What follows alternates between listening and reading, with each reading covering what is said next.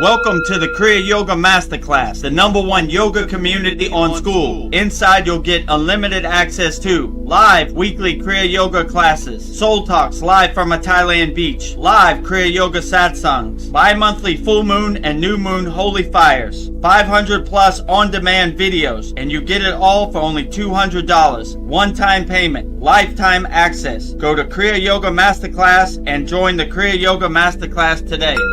Go to kriyayogamasterclass.com. Inside the Kriya Yoga shop, you'll discover 108 Raksha beads and Vedagurudev divine hand-painted artwork on t-shirts, notebooks, tumblers, and canvases for Kali, Samadhi, Shiva and Shakti, Babaji on the fire, Lord Ganesha, the 7 chakras, the Sri Yantra, enlightened Vedagurudev, the holy Yagna fire, Shanmukhi Mudra. If this artwork represents your soul, visit kriyayogashop.com.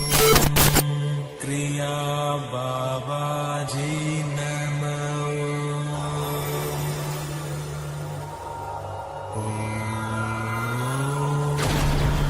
Kriya Babaji Namo.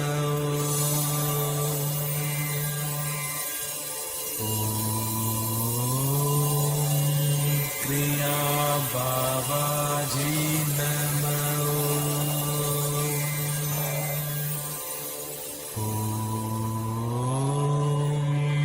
Kriya Babaji Namo.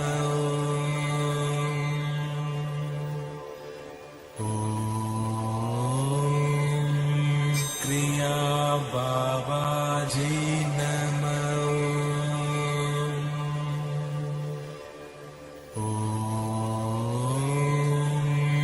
Kriya Babaji Namo. Welcome to our April 19th Vedagurudev Soul Talks live from a Thailand beach. As you can see, we're transmuting live from a Thailand beach. Those are real Thai palm trees, and that is a real Thai ocean right here. So we are transmitting live and direct from a Thailand beach. So everybody put your questions in the YouTube chat and we'll get to them shortly. But before we get started, let me tell you about the ways you could support the Kriya Yoga Masterclass. The first way and the best way to support the Kriya Yoga Masterclass is to practice Kriya Yoga.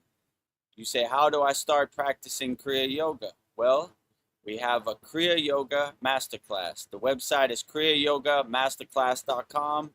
Right now we have a lifetime membership, $200, one-time payment, never pay again, just pay $200 one time and you'll be in for life. And you could take your time and go at your own pace for $200 one-time payment and you could practice Kriya Yoga the rest of your life. So in this video, you'll see all the benefits you get by joining our lifetime membership and our Kriya Yoga Masterclass, kriyayogamasterclass.com. Welcome to the Kriya Yoga Masterclass, the #1 yoga community on SKOOL, where dedicated seekers learn the sacred practice of Kriya Yoga to awaken peace, clarity, and higher consciousness. If you're ready to go deeper, the Masterclass gives you everything you need to build a powerful daily practice and awaken your true inner potential. Inside the community, you'll receive powerful, unlimited access to Saturdays live weekly Kriya Yoga classes, Sundays soul talks live from a Thailand beach, Wednesdays live Kriya Yoga satsangs, bi-monthly full moon and new moon holy fires, 500 plus on-demand training videos, and the best part, you get it all for only $200. Lifetime access, never pay again, invest once, practice for life. If you feel the calling to awaken your true inner potential through Kriya Yoga, go to kriyayogamasterclass.com and join our Kriya Yoga Masterclass today. Go to kriyayogamasterclass.com and join our Kriya Yoga Masterclass today. Lifetime membership, $200, one-time payment. Just go to kriyayogamasterclass.com and join our Kriya Yoga Masterclass and practice thousands of Kriyas for the rest of your life. Live class every Saturday and bi-monthly holy fires Very interactive, loving community, so a lot of value. Just go to kriyayogamasterclass.com. The second way you could support our Kriya Yoga Masterclass is by visiting our Kriya Yoga store for all your spiritual needs. Just go to kriyayogashop.com. Support Vedgari Moksha's divine hand-painted artwork on shirts, notebooks, tumblers, and canvases. And we also have 108 Raksha beads, one mala. I think we have 6 left, so going fast. Just go to kriyayogashop.com and make your purchase today. And in this video, you'll see everything we have to offer on our Kriya Yoga shop.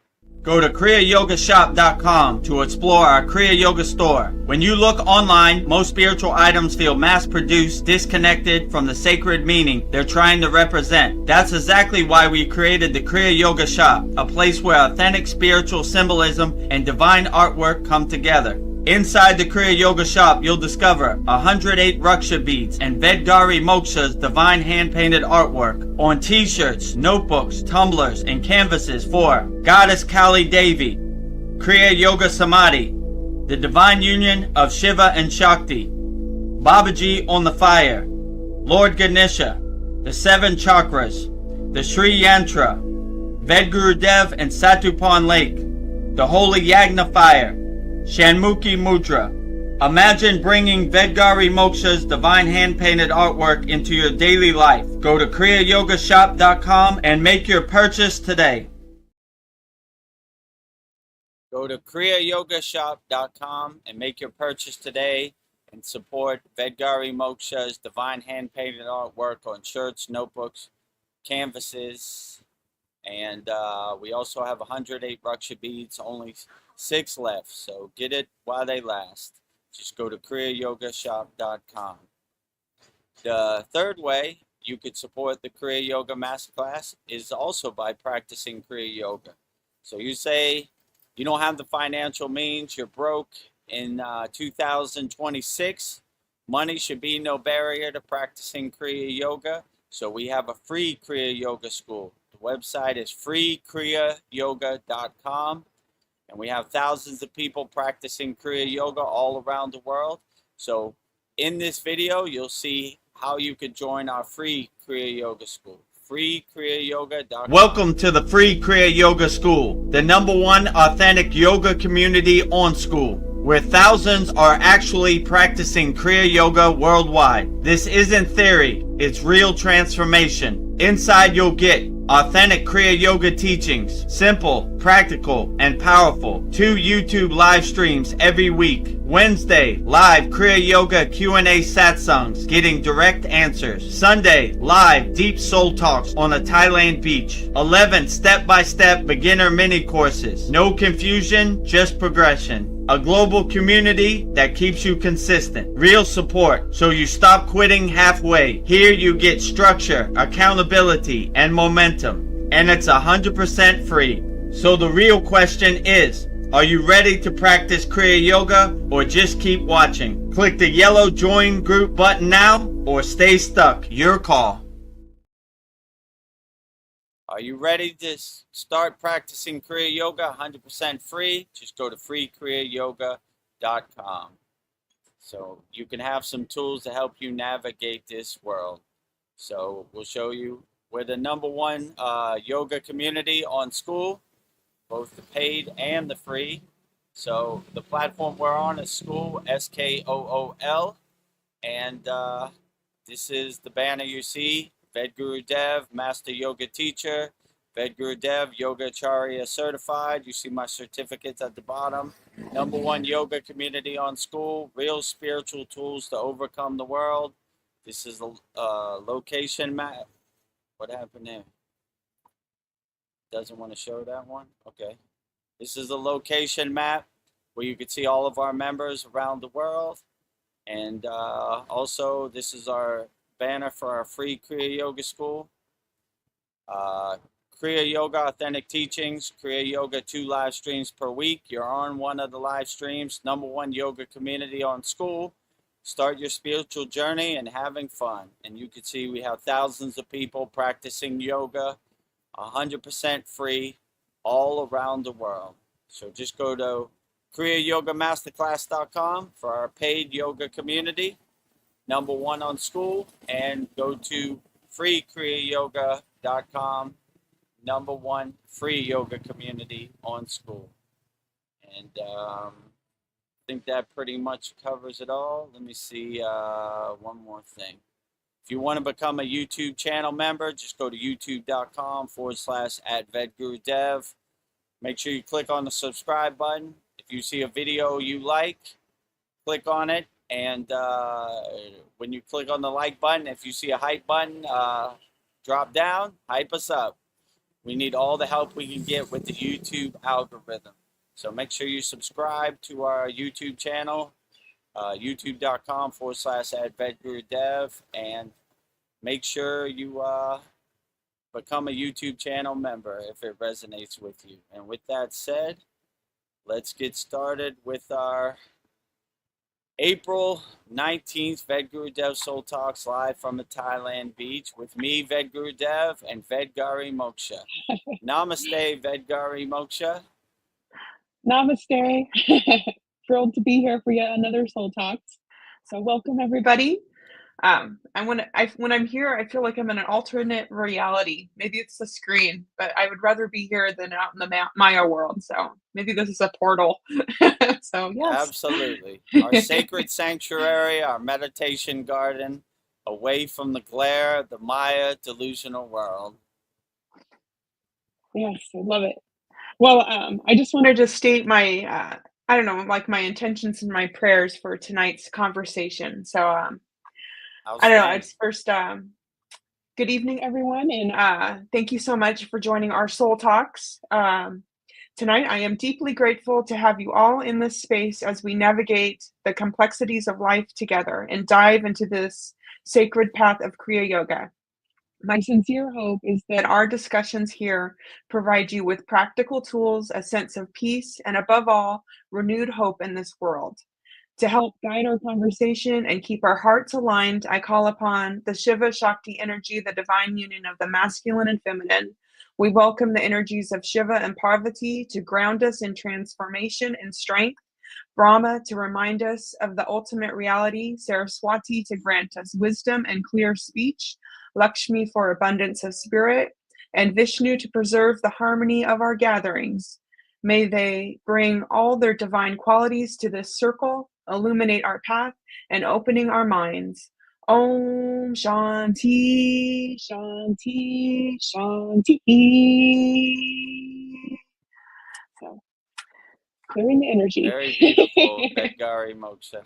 Outstanding as always. Thank you. Good way to start our April 19th Soul Talks, live from a Thailand beach. Well, I have a couple hellos. Let's see, we have Paul. Outstanding. We have Paul here. He says, "Good day, friends. Another day in paradise." Absolutely. Another day in paradise. Absolutely, right? You know, what is better? Live from a Thailand beach, enjoying the palm trees, enjoying the Thai ocean behind me, enjoying the sea breeze. Outstanding.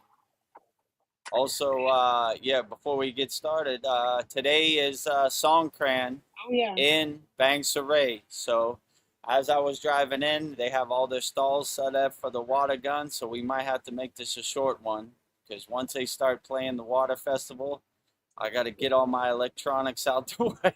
Or it's lights out. They would love to blow up my laptop and, all the equipment and everything. So, I don't want to give them the opportunity. It's pretty tame, right now, but I see them right now setting up, and they got all their water guns for sale. So hopefully we can make it before they really start the water festivities. And also for those people that didn't see in our satsang or in our class, that last Tuesday I was in the midst of the water fight of Songkran. So Thai New Year is called Songkran. So right now it is Thai New Year. And the way the Thais celebrate the New Year, they throw water on each other. They have a big water fight. They have big water guns and squirting each other. So I made a video to explain what Thai New Year is for those people that have never experienced Thai New Year, never heard of it. So in this first video, I'll show you a tame video that shows you what Thai New Year Songkran is. And last Tuesday and last Monday, I was in Bangkok, and the main place they celebrate Songkran is this road called Silom Road. Over 1 million people, totally packed, right? So like, you'll see in this video Songkran, and then in the second video, you'll see actual Vedagurudev partaking with his colorful Songkran shirt and his water gun in the air and hands up, partying and everything. So I'll play the first video so you could have a little understanding of what the Thai holiday, the Thai New Year Songkran is about. And in the second video, you'll see me in the heart, the belly of the beast of it all, right? So here's the first video.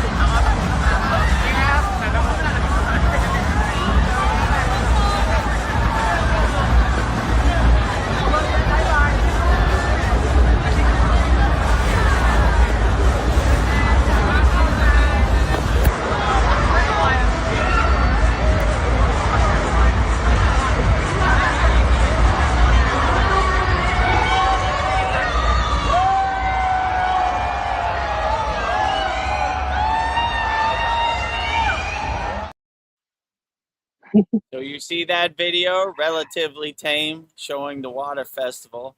In the second video, you'll see all the madness.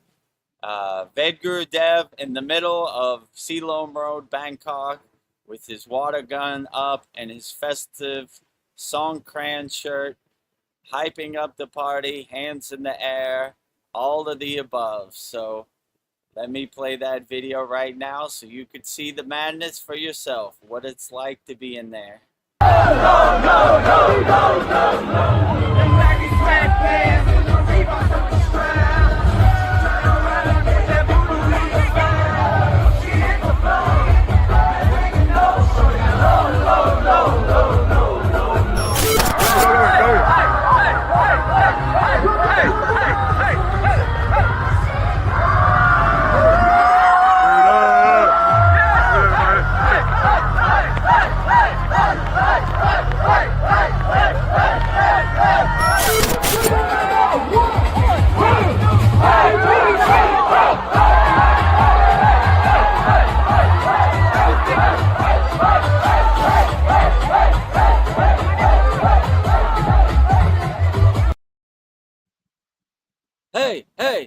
hey, hey, hey, hey, hey, hey, hey, hey,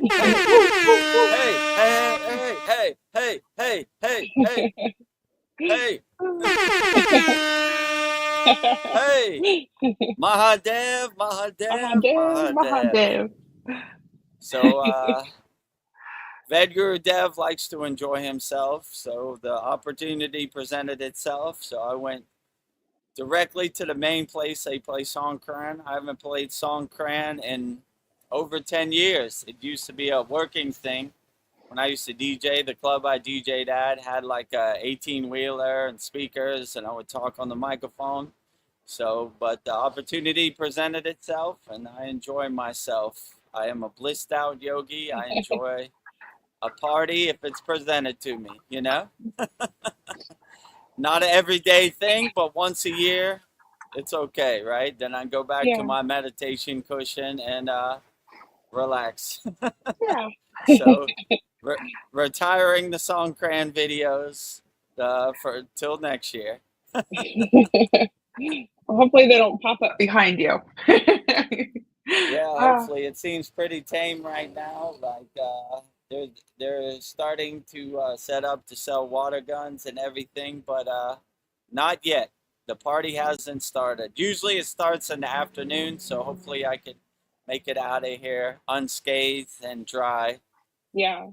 Well, if So you gotta go, you gotta go. Yeah, it's okay. You know, once they start playing, I guess we're gonna wrap it up, but not yet. So hopefully we can make it through the window before they start shooting their water guns and throwing water on each other. But it's coming. Well, I got a couple more hellos. Sandy says, "Hi, cuties. Namaste, all." Hello, all cuties out there. Hello, cutie Sandy. Namaste to everybody out there.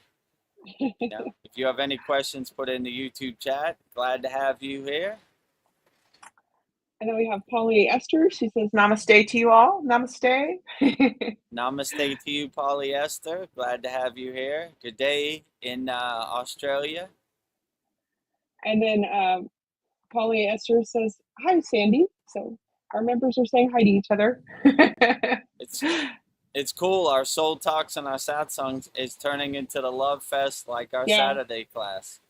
And our Saturday class and for our Kriya Yoga Masterclass members, the first 10-15 minutes is a love fest. Everybody loving each other. Rising tides lift all boats. So I encourage that on our live streams also. And then Sandy says, "Hi, Polly, Paul, and all that rhymed." Yeah, Polly and Paul. Hi, Polly and Paul. All that rhymes together, right?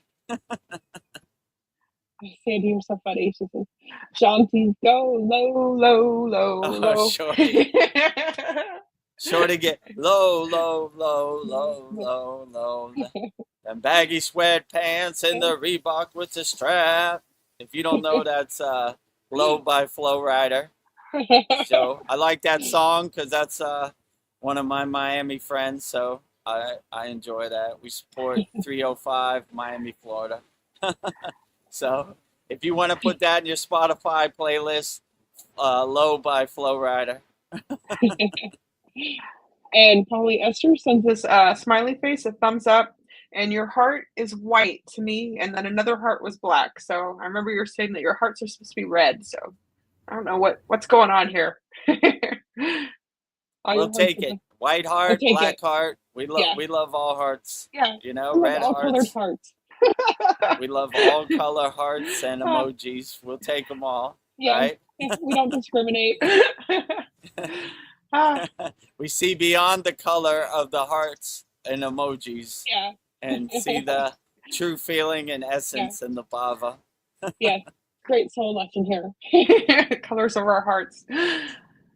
So last our sat song, Darren suggested that I do Mother Teresa quotes. But I've been looking into Mother Teresa, and let's just say she's not the saint we thought she was. So I don't know, just thinking about blind worship. So I don't know.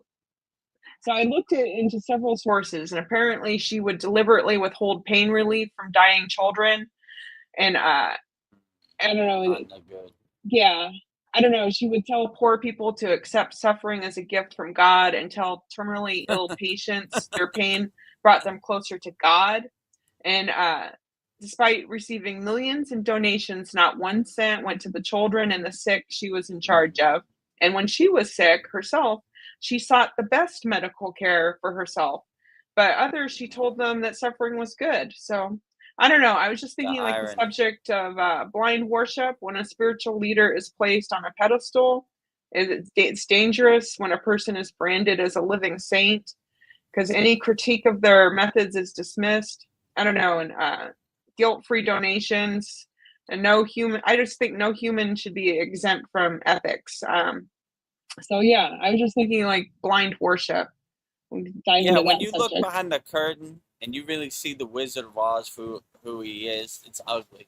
But I would suggest the best way, instead of giving your power to other people and praying that they're going to come save you, go in the bathroom, look in the mirror, and save yourself. You know? Don't wait for anybody. You know? Most people are lazy. If I give money to Mother Teresa, she's going to save me.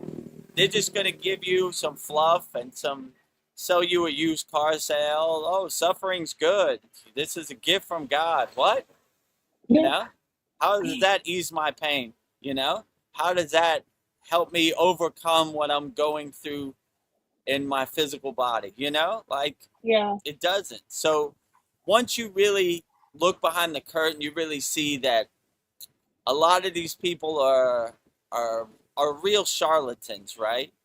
But the way you could get over this is you don't give your power to anybody. You have all the tools you need inside you as you. All you have to do is realize those tools. And instead of giving your power to other people so they could separate you from your money, take your own power, right? Don't give your power away to other people. Don't hope other people are going to come save you. You know, they're going to save themselves, right? When they're in pain, they're going to use your money to get the best medical care they can.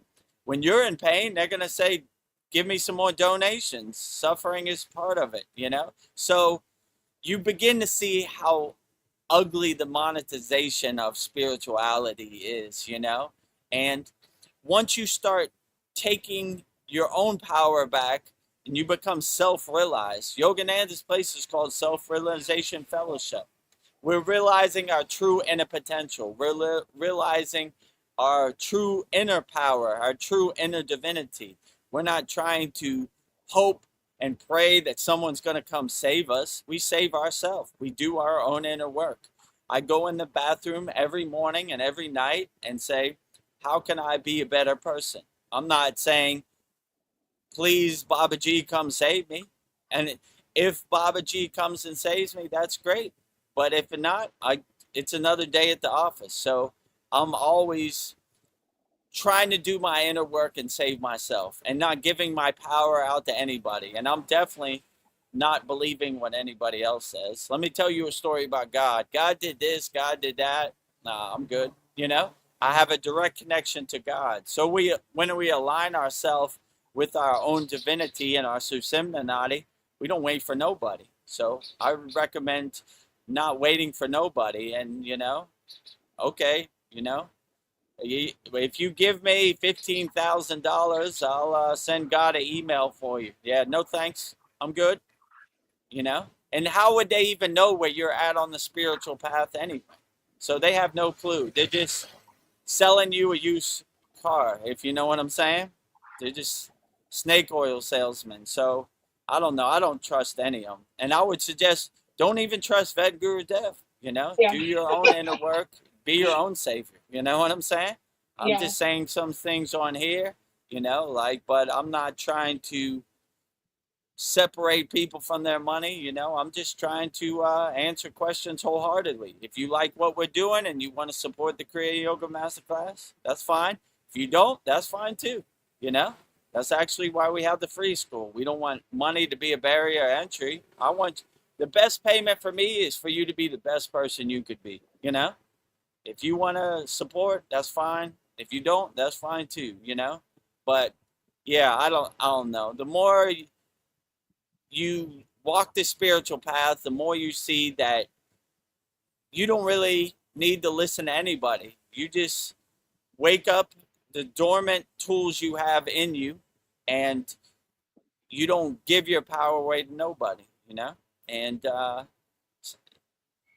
stay in a state of fearlessness, and then you'll be okay. But yeah, when you really start to look behind the curtain, you see how ugly so-called enlightened sages or saints are, Yeah. you know? I watched this documentary. I forgot what it was called. I watched it a while back. There was this guy, right? He he basically pretended he was a guru, and he had all these followers and everybody, and then at the end of the documentary he said he was just faking, you know? But he really duped a lot of people, you know what I'm saying? So like, I don't know, they're out here, you know? So I don't like it because it gives a black eye to yoga and spirituality, but like, they're out here. And if Yeah. they could see an opportunity to separate you from your money and sell you a used car, they're definitely going to, you know? Like, if you buy my program, blah, blah, blah, blah, blah, blah, blah, blah, blah, you know? I'll bring out my magic wand and I'll touch it on your head and you'll magically be enlightened. Ding, you know? It's not how it works, you know? You got to do the inner work, you know? So, like, and it's impossible for anybody to get you into a higher state of consciousness. They just can't do it. You have to do the inner work. So I wouldn't wait for anybody to save you, you know? And then when you see these people, you know, how ugly it is that I'm taking donations for children and I steal all that money and the children gets no donations, you know? Yeah. You know, I hope that's not true. I hope other people would do better than that. But Yeah. if you give me a donation to give to children, I'm giving straight to the children. I'm not taking no administrative fees or this and that or marketing. Give it straight to the children, you know? So I don't know, you know? They're out here and I want no part of it, to be honest with you, you know? If you're really trying to help the children, help the children. Don't steal from. What an ugly, gross thing that is, to steal from children who are Yeah. in need. Ugh. That's the worst karma, you know? I wouldn't want to be anybody who did that out here, you know? Yeah. Bad karma. Reincarnating as a bug, a rat, an ant, or something. I don't know. Maybe that's too high for them already. So, who steals from children? Ew, gross, you know? Like hurting children, stealing from children. Gross. Oh, yeah. Look at me. I got a nice car. I stole from children. You're still a loser. Loser. It's been a Yeah. while since I brought out the loser, right? People who hurt children and steal from children, loser.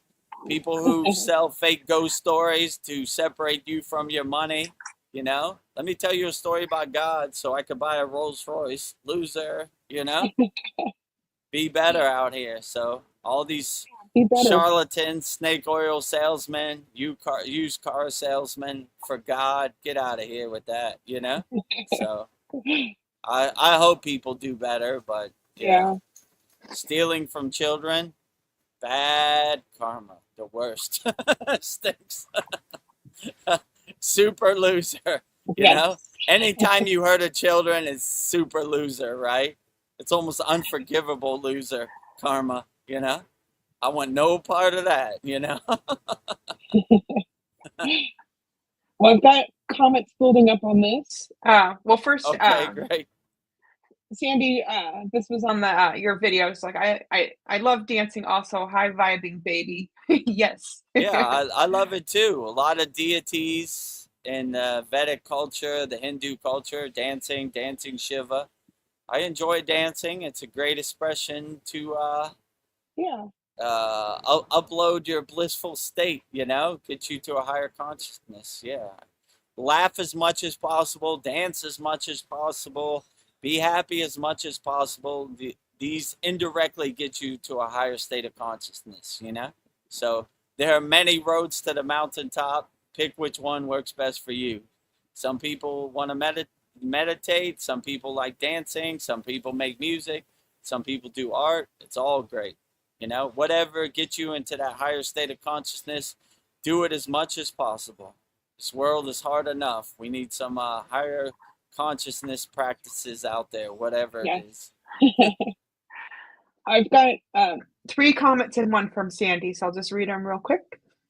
Sandy says, "Yeah, I'm not a fan of her." And also, I read up on emoji. Ex-members shared he's creepy, harassment, abuse. Ugh, give me a bad name to Guru. I mean, yeah, I just don't understand that. You should be uplifting people, helping people, not abusing people. This is anti-yoga, right? We do yoga to help people and uplift people, not be in a lower frequency ego-based state, you know? Looking for opportunities. Yeah, I practice yoga so I could sexually harass people. What? You're missing the whole point. That's not why we do yoga. If you're going to sexually harass people, just be an NPC in the world, lower frequency. There are a lot of people doing nefarious things in lower frequencies. We're raising our frequency away from that. I always like when my guru said, we wear all white, so we don't want to get our clothes dirty in the mud with the pigs, you know? We're sitting on a cloud away from that. I want no part of that. They're going towards that, you know? We're going away from that. So I don't know where they get their perspective. I mean, I never had any interactions with these people, but I don't know. They're missing the point. You know what I'm saying? Yeah. We don't do we do yoga to help people. We do yoga to love people. We do yoga to reach a higher state of consciousness. If we're sexually harassing people, abusing children, we're going backwards. We're not going forward. So we should always go forward. And these lower frequencies, we're trying to shed those. We're not trying to do it more. So you should be ashamed of yourself, you know? Definitely don't hurt no children, you know? If you want to abuse your body or, I don't know, sexually harass people, I wouldn't recommend it. But the thing I would never do, no matter how much money you give me, is hurt a child. Steal from a child. Gross. It stinks so bad. I'm so ashamed of people out here, you know, using the banner of yoga or spirituality to abuse other people, harass people, steal from children. Gross, you know? Yeah. Ew, gross. Loser. Yeah. Yeah, don't get, whatever they're trying to do, get loose from them or, gross. Man, you know? We're trying to get away from that. We're not trying to go towards that. Like, come on now, you know? But there are a lot of God used car salesmen out here trying to sell you a used car. Let me tell you a story about God. Blah, blah, blah, blah, blah, blah, blah, blah, blah, you know? No thanks. I'm good, you know? I got a direct connection. You know what you should do? You should do this. How would they even know how you feel inside you as you know? They wouldn't. They're just making up stories, you know? What a ego-based, judgmental thing. Let me tell you what you should do, you know? That's why in our Kriya Yoga Masterclass, I was like, here's all the techniques. Pick the best one that works for you. That was my plan on Kriya Yoga. I learned thousands of Kriyas. I said, all right, this one might work for another yogi, but I'm not really feeling it. Put that one on the shelf. Maybe I'll come back to it. These ones I feel, I'm going to integrate it into my daily sadhana, and that's what it is, you know? Yeah. But when they start gatekeeping, and let me tell you, if you do this technique, you'll be aligned with God, and please save that, you know? Well, Polyester says, I'm so glad you mentioned that, Vedgari Moksha. I cringed a bit when these quotes were announced. Great advice, Vedagurudev. Yeah, great advice. Yeah, I mean, I don't really know too much about Mother Teresa, and I'm trying to be a good yogi and stay away from judgment, but if that is true, I you know, I hope it's not true, you know? Yeah. Help children, love people unconditionally, you know? Always be a beacon of hope for people out here. I mean, the world is hard enough without you adding to the horror movie of the Maya delusional world. What's going on with people? Now I understood why I just felt dirty when I had to come back from the Himalayan mountains. I was like, ugh, gross. You know, I'm inserting myself into the Matrix. I'm inserting myself back into the horror movie. Oh my God. People holding up the banner of yoga and spirituality as a way to buy a new car. Gross. Ugh, gross. You know?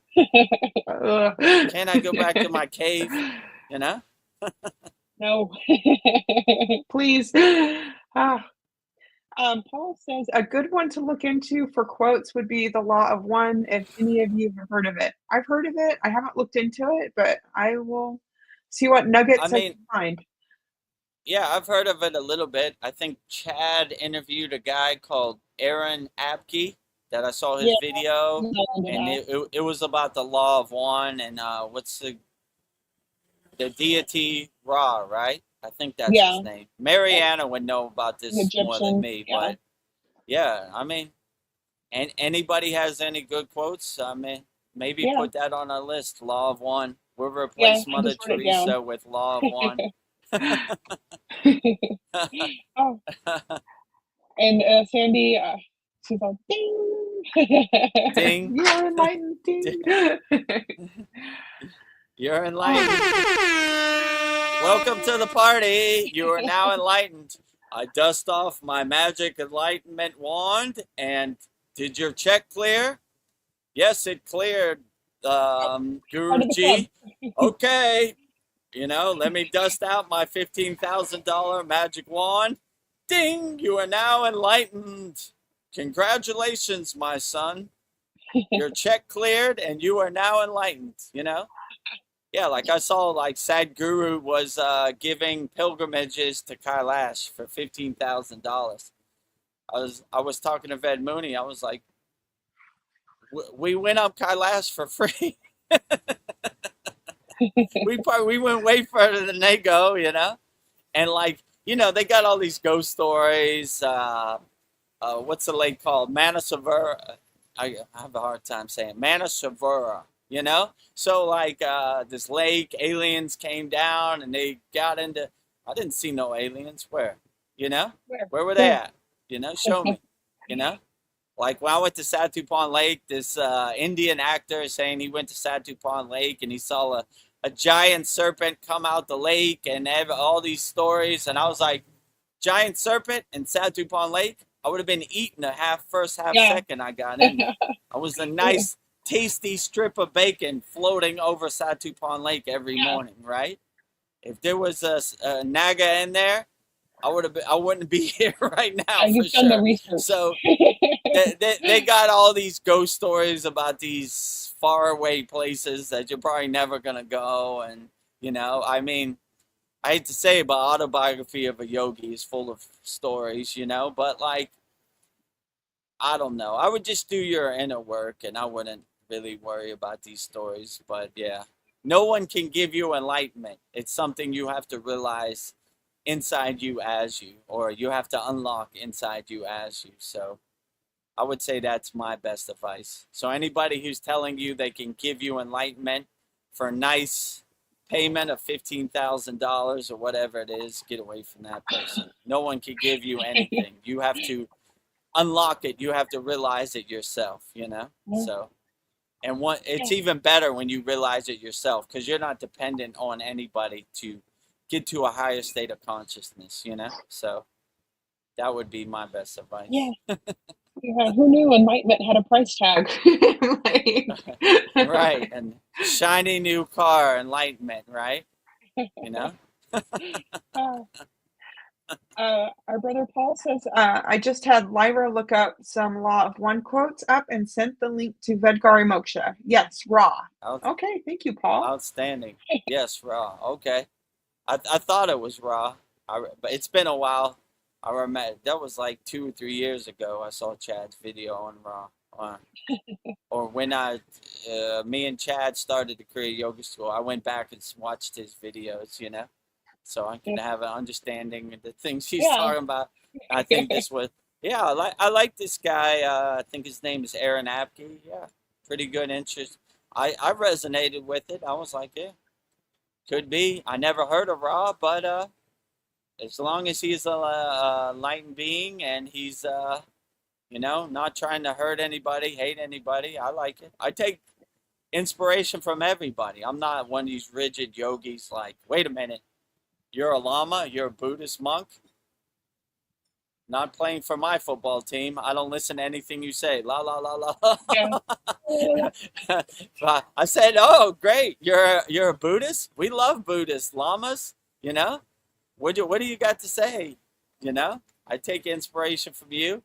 So it's like playing tennis. They give me inspiration. I give them inspiration. We hit the ball back and forth across the court. So, yeah. Well, Mariana says, yes, the law of one would be interesting. So. Nice. Yeah. Okay. Let's put it on our list for upcoming quotes. Law of one, Ra, But then Polly says the law of one is golden dawn step. Use strong discernment. Okay, so I will look into this.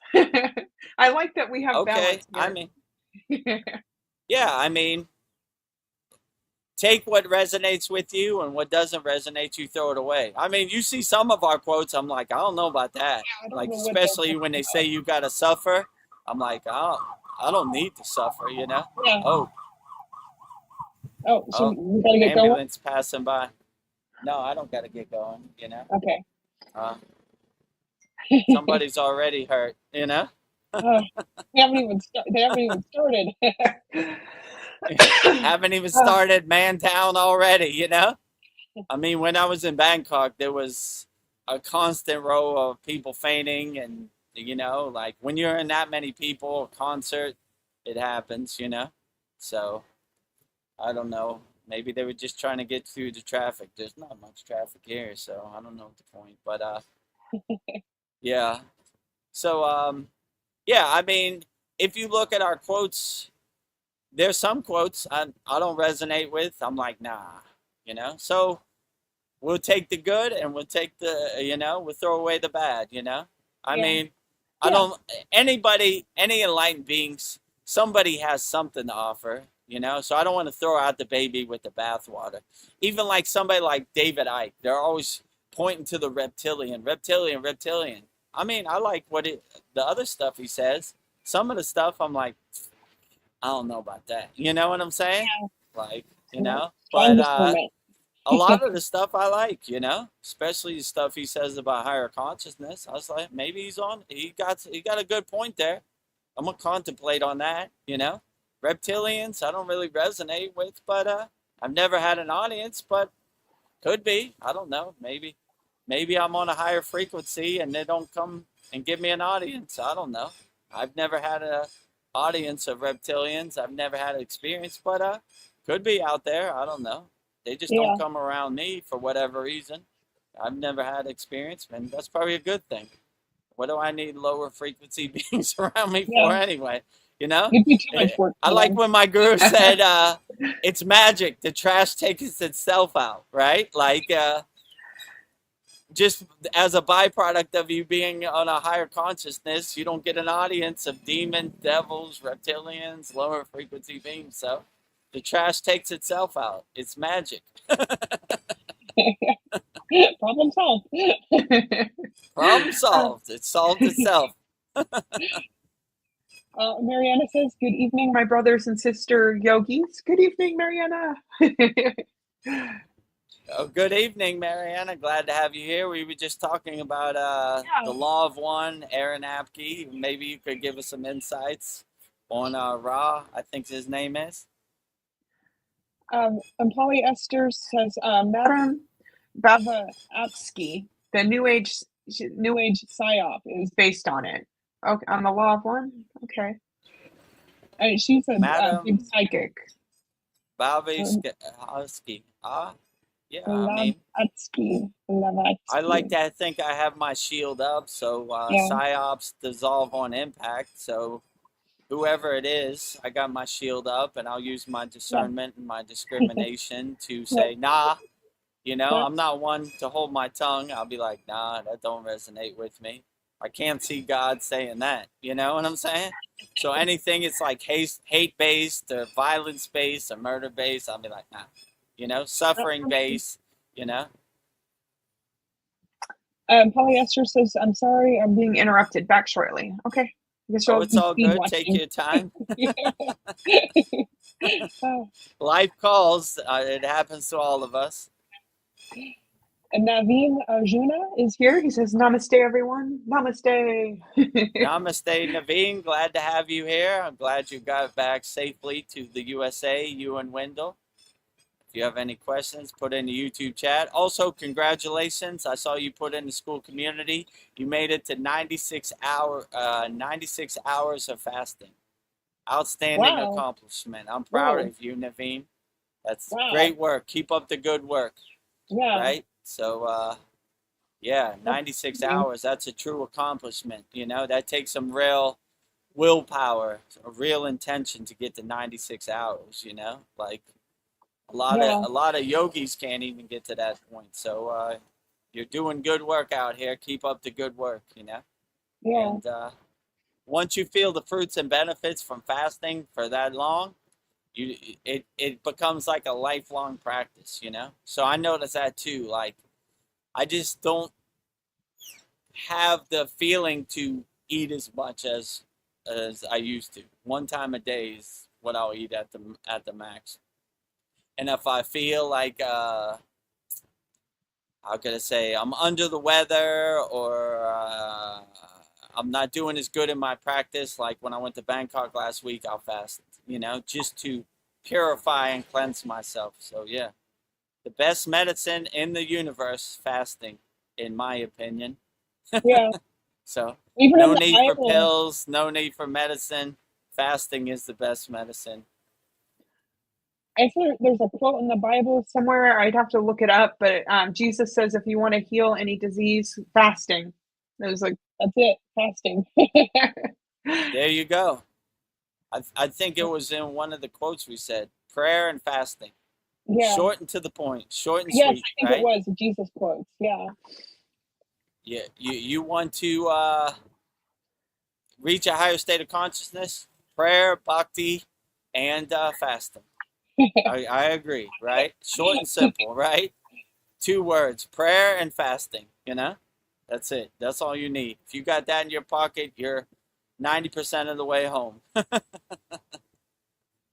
Well, Sandy asks, I've only heard only good things about GD, including from someone in the group. Polly, is there a dark side? Yeah, maybe Polly knows some more stuff. Who's GD? I'm only think the only thing we talked about That was was Law of One, so I'm not sure what is GD an abbreviation of that. Maybe no. Let me know what GD is. Yeah. I'm not too familiar. I mean, some people resonate with certain things, some people don't. It's not one size fits all, you know? If it uplifts you and makes you feel good, it's great. If it doesn't, throw it away, you know? So that's kind of how I look at it, you know? And I'm to the point where I'm not really throwing the baby out with the bathwater. I'm like, David Icke, I don't know about those reptilians. Never had an audience, so I don't have any direct experience, but I like what he says about higher consciousness and be out of a fear-based state and this type of stuff. So, yeah, I don't know. I'm sure every spiritual tradition has some good insights. If it doesn't resonate with you, then maybe throw that one away, you know. But it's not 100% all the time, you know. Let's say it like that. If you get, I was saying in our last class, our 111th class, when I used to DJ, if I had 80% of the people happy, I was winning. It's almost physically impossible to have 100% of the people winning, you know? There's always one joker who doesn't like one song, and, you know, when you got the party going, he wants to slow dance or something. You can't please everybody. So if they're hitting above 50%, then they're doing really good. So let's say it like that. So the things that don't resonate with you, throw it away. The things that resonate with you, put in your pocket. So that's kind of how I do it. So I got an answer from Sandy. She said that Pauline mentioned the Golden Dawn. So that's what the GD stands for. Golden Dawn. Golden Dawn. Okay. I mean, I don't have any reference or any knowledge of Golden Dawn at all. So I'll take your word for it. I don't know. Like I said, you know, hopefully people out here are uplifting people and helping people and not lowering people's frequency and stealing from them and cheating them and scamming them. So whatever so-called spiritual practice people have out there, just uplift people and help people and love people, you know. Any ones that aren't doing that should be ashamed of yourself. We're trying to help you. Ashamed of yourself. You know? The world is hard enough without making it harder, you know? Yeah. So don't use people's want and desire to walk the spiritual path and be better to steal their money. Gross. Well, Mariana says there's a lot of wisdom and beautiful quotes in it. So I think she's referring to the Golden Dawn, or maybe the Love one. Yeah, I mean, yeah, we'll see. We'll check it out. Ones. Vedgari Moksha, whatever ones don't resonate with you, throw it away, you know? Okay. Use your own discernment and your own discrimination and be like, I don't know about that one, you know? Anything that's like suffering-based, hate-based, violent-based, we throw that away for sure, you know? Uplifting, loving, helping, put it on the list, you know? So just Vedgari Moksha has good discernment, so she knows what would be good, and put your stamp on it, your seal of approval. I trust Vedgari Moksha's discernment and discrimination. So you know, and once it comes out, then I'll use my filter, you know, to see what comes to the stream of consciousness, you know. All right, we got some more hellos. Polly says, good day, Mariana. So, yay. Good day, Mariana. Glad to have you here. I think your elephant pants should be on the way. Naveen, let me know what the status of the elephant pants are. Should be coming your way from California in the next couple days. And J. Clo's here, so welcome, J. Clo. Namaste, J. Clo. Glad to have you here. He says, many blessings, everyone. I was a seeker in the highest. Now I just sit still.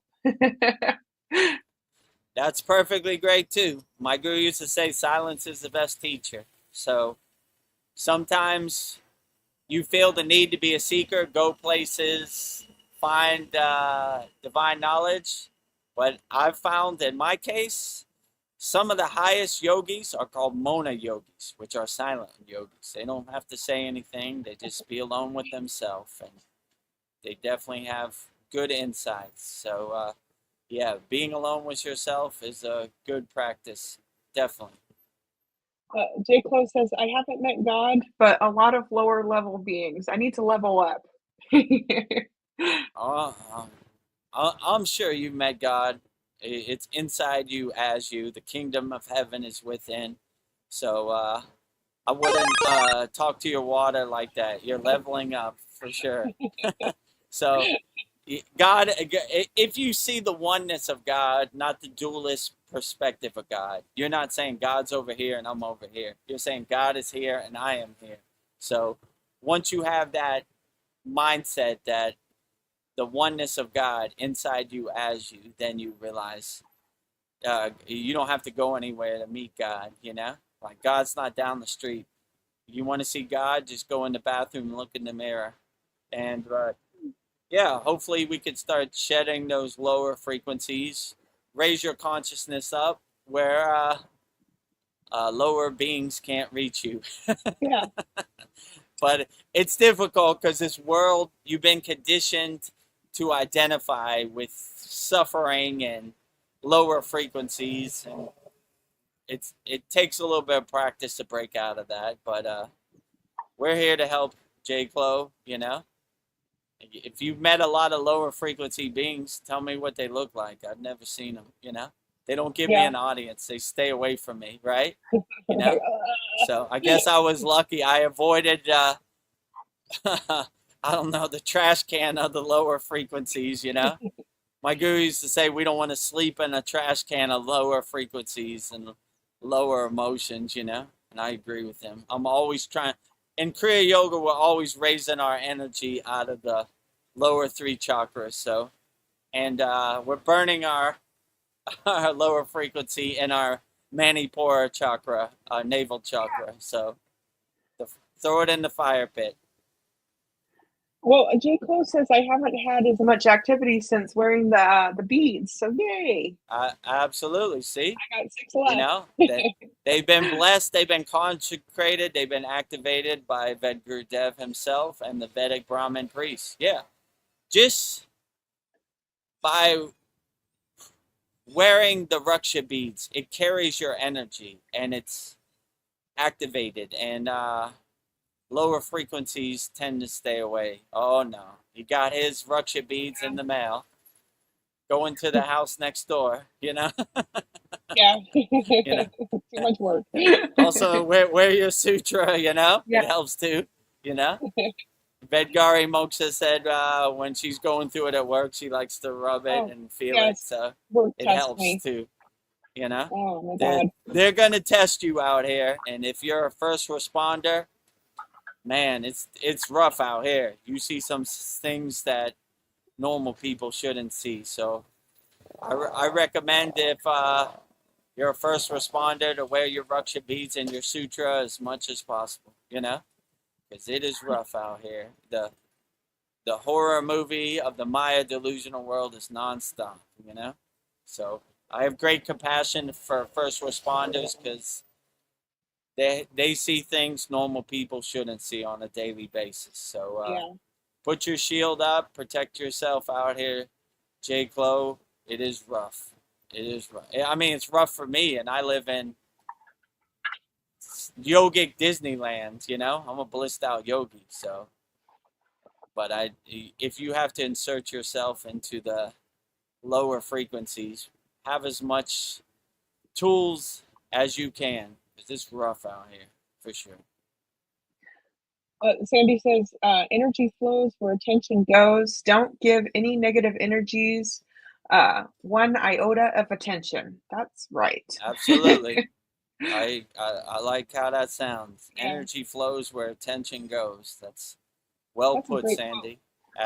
Absolutely. So focus your energy, your intention, your sankalpa on things that serve you, and stay away from horror movies, you know, negative energies, lower frequencies. Don't let other people's ghost story become your ghost story. Protect your energy. It is rough out here. Well, we've been talking about quotes and we're at the top of the hour. Should we do some quotes? Yeah, absolutely. Time to make the donuts. Well, I've got 11 quotes by Marcus Aurelius sent in from Mariana. So absolutely. Who is great Marcus Aurelius and why is he important? So Marcus Aurelius, he's born 121 to 180 AD, was a Roman emperor, reigned 161 to 180 AD, and a major Stoic philosopher known as the last of the 5 good emperors and the end of the Pax Romania.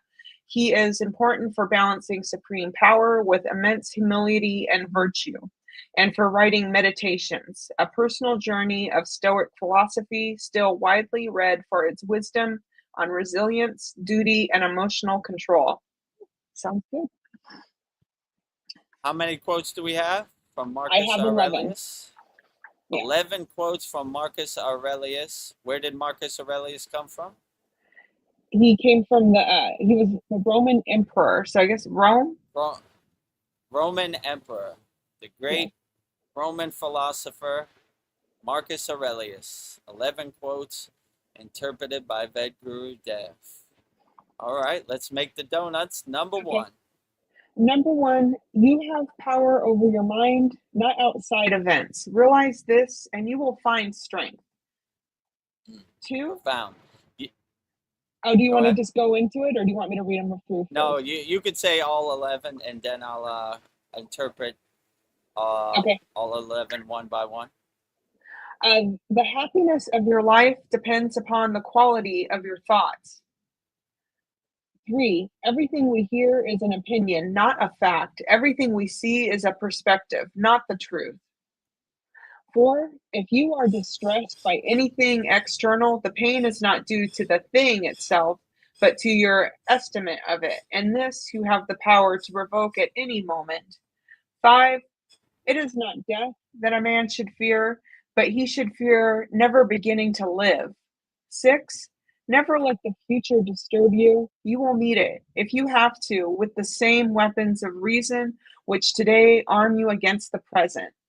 7, whenever you are about to find fault with someone, ask yourself the following question: what fault of mine most nearly resembles the one I am about to criticize? 8, the object of life is not to be on the side of the majority, but to escape finding oneself in the ranks of the innate insane. 9, the best revenge is not to be like your enemy. 10, think of yourself as dead. You lived your life, now take what's left and live it properly. What doesn't transmit light creates its own darkness. 11, what we do now echoes in eternity. So there we have it. So 11 profound quotes from the Roman philosopher Marcus Aurelius. Number one. Number one, you have power over your mind, not outside events. Realize this and you will find strength. Yeah, so when you realize you're the king of your castle and you control your universe, you're the creator of your universe, you're the director of your universe, you can make it however you want. We've been so conditioned to identify with the external Maya delusional world as real.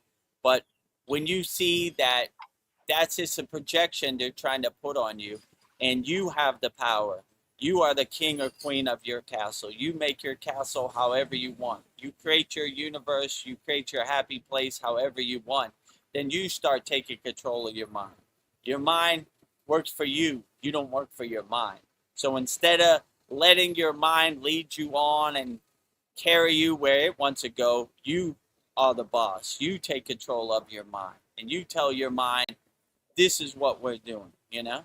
This is how I create my universe. And your universe, I don't want your ghost story to become my ghost story or your narrative to become my narrative. So instead of being influenced by outside circumstances, you start taking back your power. You start taking control of your power and you start mastering your mind. That's basically what we're doing in meditation and dhyana. We're mastering our mind. We're taking control of our mind. We're guiding our mind. We are the boss of our mind. We tell our mind what to do. Our mind works for us. We don't work for the mind. So once you start taking control of your mind and having the perspective that I am the boss, you know, then you start making your mind what you want it to be. And you start laughing at external things. Oh, you should think this, you should do that. I'll do whatever I want. I'm a free bird, right? I'm liberated. I don't want to be in your cage. I don't want to be in your box of perception. I want to make my universe however I want. And I master my mind in meditation. I take control of it, you know? So you should always control your mind. Don't let your mind control you. So that's essentially what we're doing in meditation. We're taking back our control. We're mastering our mind in meditation. So tell your mind, you work for me. I don't work for you. Get to work, you know? Yeah, Get back to work. I'm the boss. 2, the happiness of your life Depends upon the quality of your thoughts. Yeah, so if you think good, you'll have good. If you think bad, you'll have bad. So you should always have good thoughts. You should always speak highly to the water in your body because the water in your body is listening. So you should always have happy thoughts and be an unshakable mountain. No matter what Donald Trump does, happy thoughts. No matter what happens in the world, happy thoughts.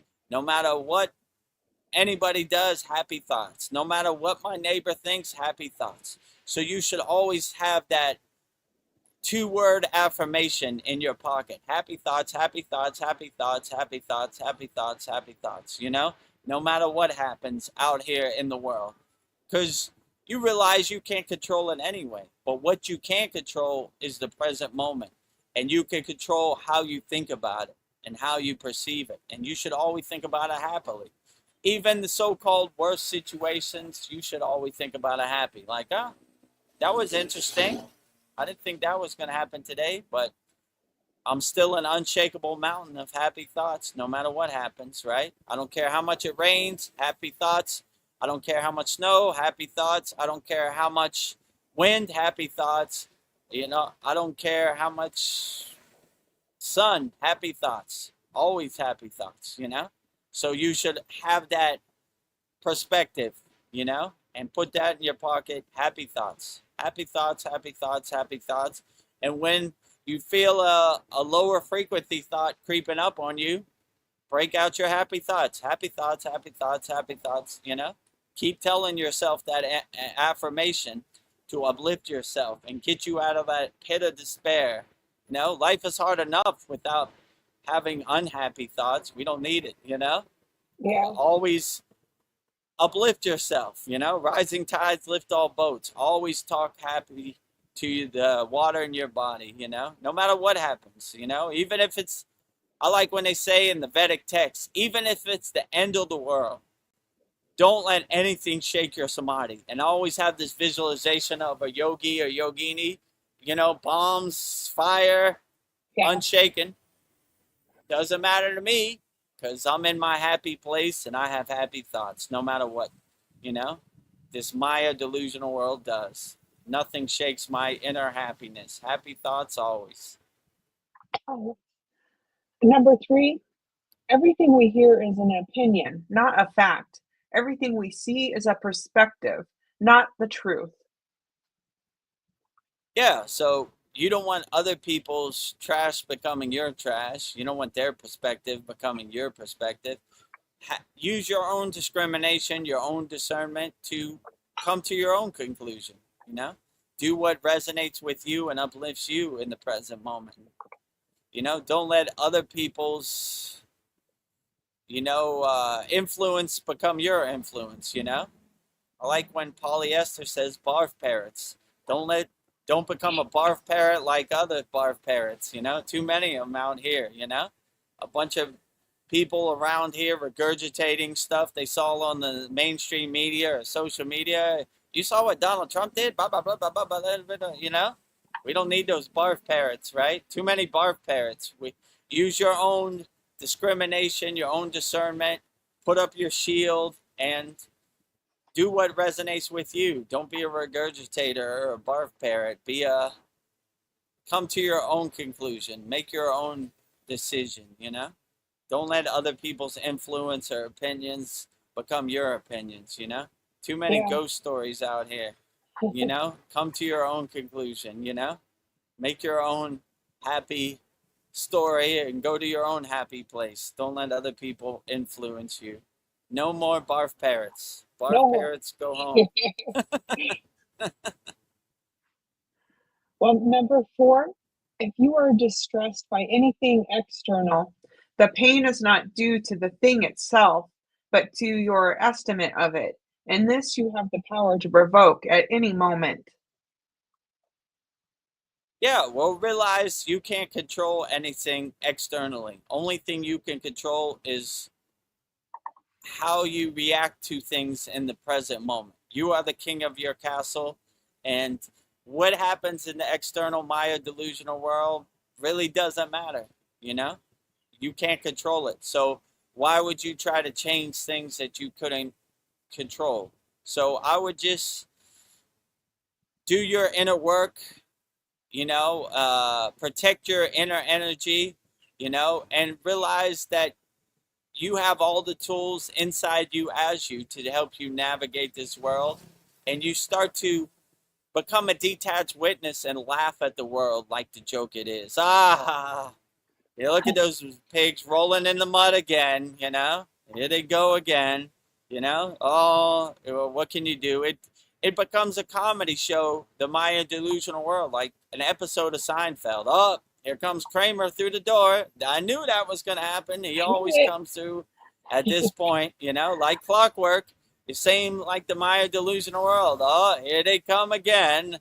Oh, a new war, a new virus. I don't know what they have. A bunch of stuff. Here they go. They're running the playbook. Oh, the Wizard of Oz is at it again.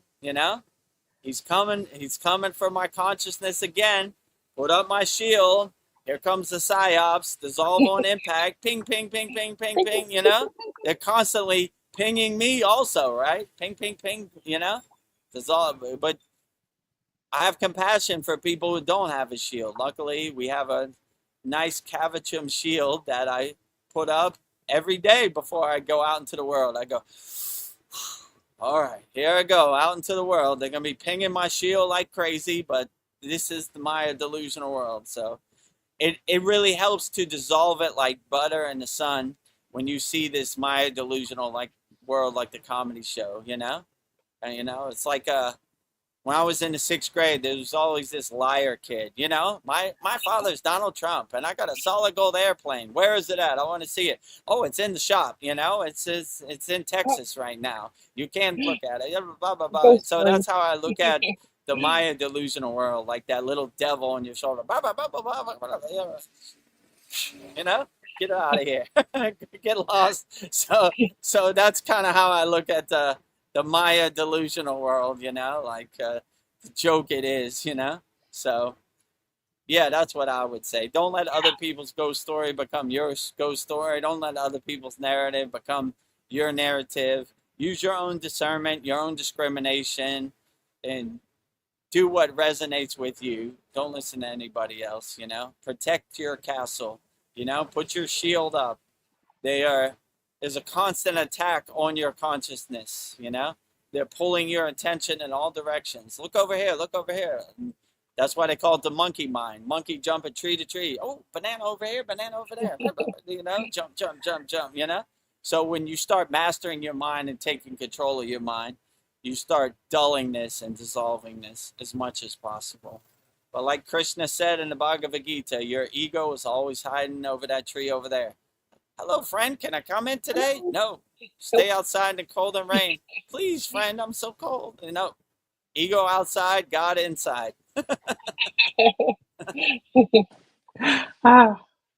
Number 5 quote. It is not death that a man should fear, but he should fear never beginning to live. Ooh. True. Yeah. In yoga, we have a bunch of songs that welcome the golden flight, let's say it like that, Mahasamadhi, Om Namah Shivaya, Trayambaya, Yajamahe, Sugandhim. So we're welcoming the time when the fruit detaches from the tree, if you know what I'm saying, right? The fruit, your soul, the tree, your physical body. So you've been given a true gift, a true treasure of coming to a higher state of awareness.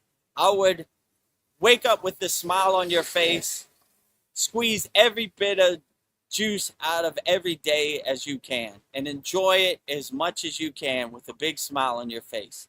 Even so-called bad things you start to laugh at, if I don't know, I stub my toe on the wall, I'll be like, good one, not gonna dance with you today, So you start to laugh at this Maya delusional world like the joke it is, and you enjoy living to the fullest. What a beautiful gift it is to be awake, aware, and conscious on the spiritual path, you know? So, yeah, I wouldn't be like Chicken Little hiding under your bed, scared of life. I would embrace life. I'd jump out of bed every morning with a big smile on your face.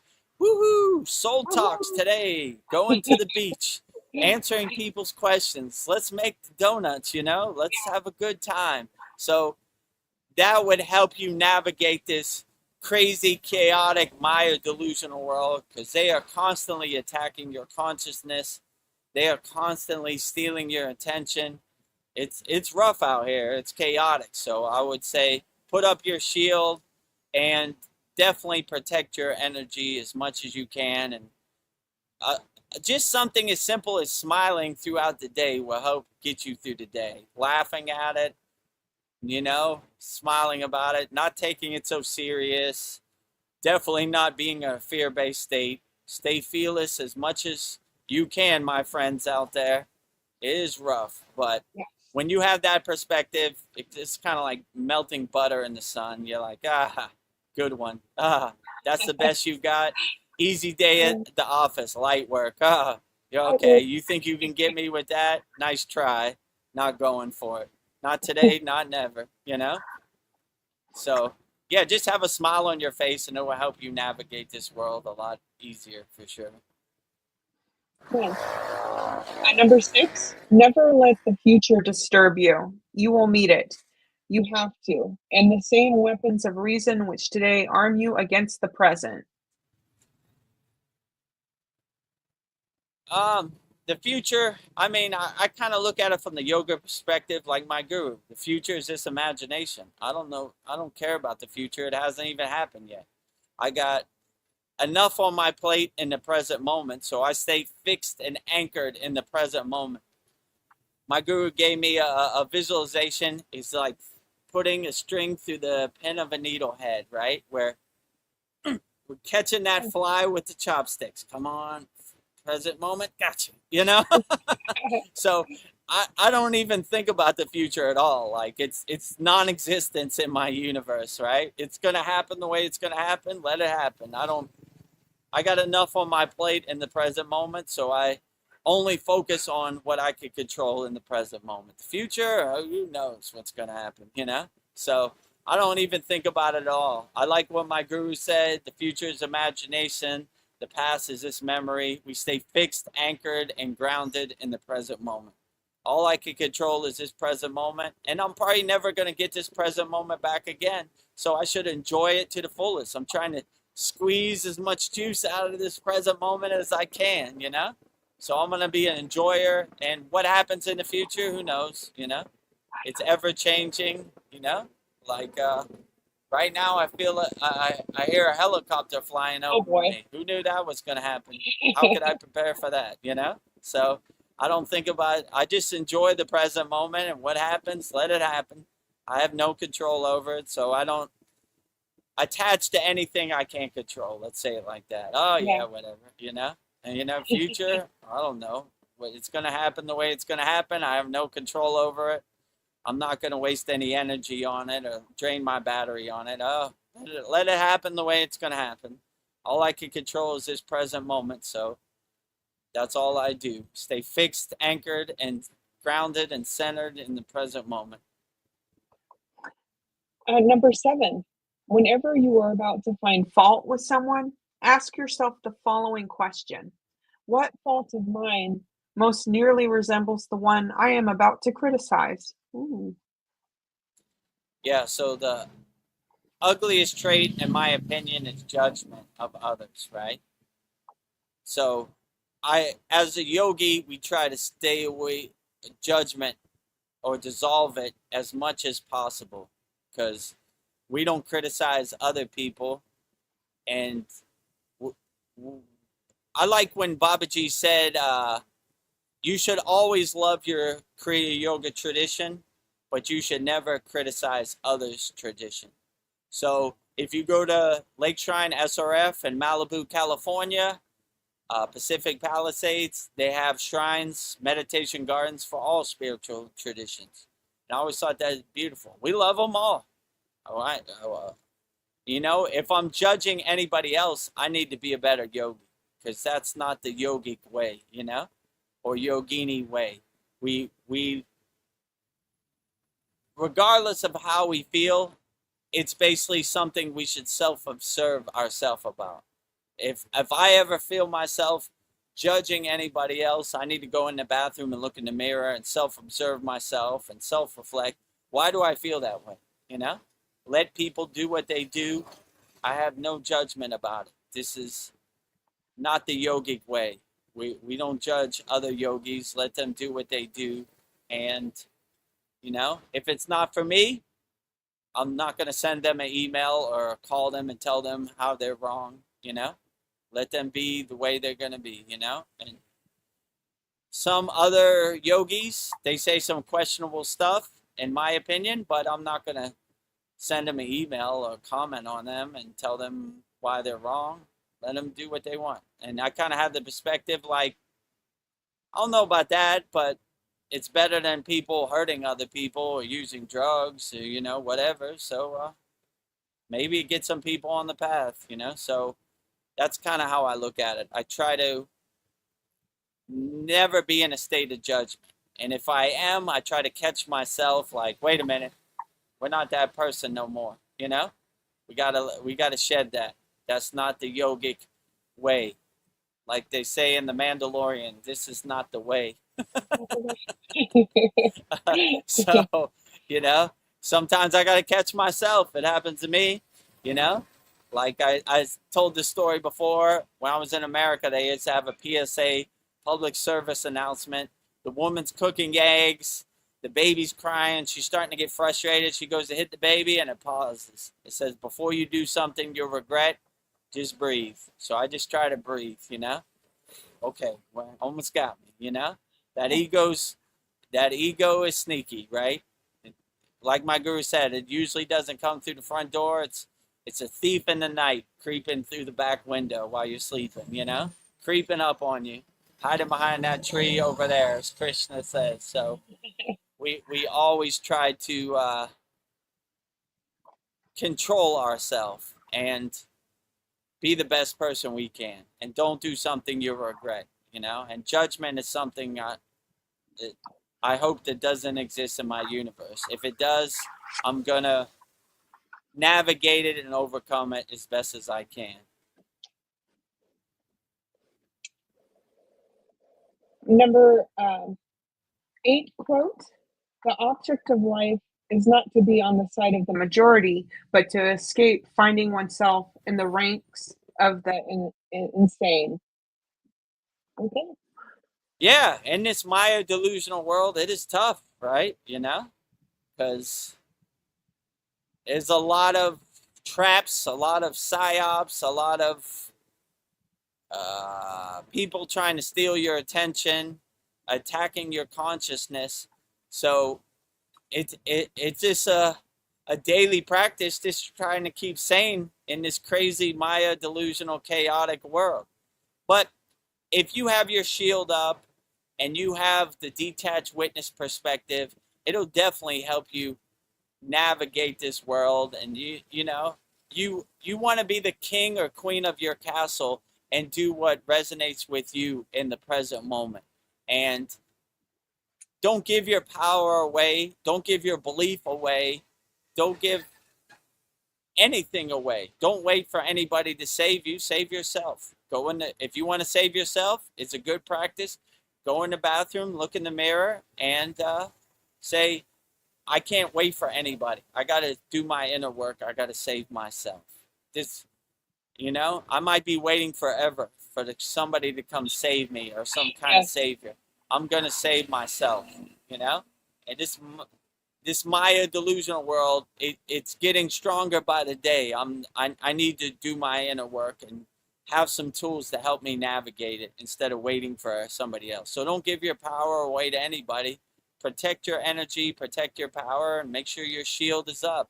And protect your sanity.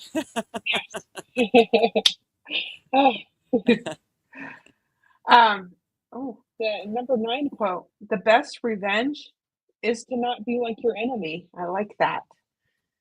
Yeah, absolutely. The best revenge, as my mother used to say, is success. And how could you be successful? Don't be in a state of revenge at all, you know? Just revenge is a lower frequency that we don't need. We take that trash out to the curb. So the best way to be overcome revenge, if your enemy or your so-called enemy wants to be in a state of revenge and get back at you and this and that, that's their karma. We don't want no karma like that. So revenge doesn't exist in my universe. That's a rock I tend to shed and throw away. You know, I don't want to get back at anybody or show them how much better I am than them or whatever. This is the ego play. So I just try to be the best person I can be, and revenge is an emotion that doesn't exist in my universe, hopefully. So I let people do what they want to do, and if my so-called enemy, you know, wants to poison their own vessel, their own vehicle with revenge, that's their problem. I'm not poisoning my vehicle. I'm purifying, I'm cleansing my vehicle. So revenge, guilt, jealousy, judgment don't exist in my universe. Or hopefully, if they do, I'm going to address it. I'm going to take it on the chin and address it head on, right? I see you, revenge. I see you. I shed you. You know? Oh. A number 10 quote, "Think of yourself as dead. You have lived your life. Now take what's left and live it properly. What doesn't transmit light creates its own darkness." Interesting. I don't know about think of yourself as dead, right? Yeah. Like, well, if you're dead, it's over, you know? So I would have the perspective of an enjoyer in this life. I wouldn't think of yourself as dead, you know? I mean, that's a weird technique, you know? I would say it's a true blessing to be alive today. I'm going to enjoy this present moment as much as I can with a big smile on my face, you know? I mean, I come from the perspective that the water in my body is listening, so I don't want to speak anything into existence, you know? I remember we had a Tupac quote, and he was like, I'm almost dead. He said something like that. I was like, no, not that. Your water in your body is listening. We don't project that into existence, right? We don't, you know? So anything like you are dead, I don't know about those techniques. I would say live life to the fullest with a big smile on your face. Squeeze as much juice out of the present moment as you can. Like you're squeezing a lemon, like, come on, more, give me some more. That's all you got.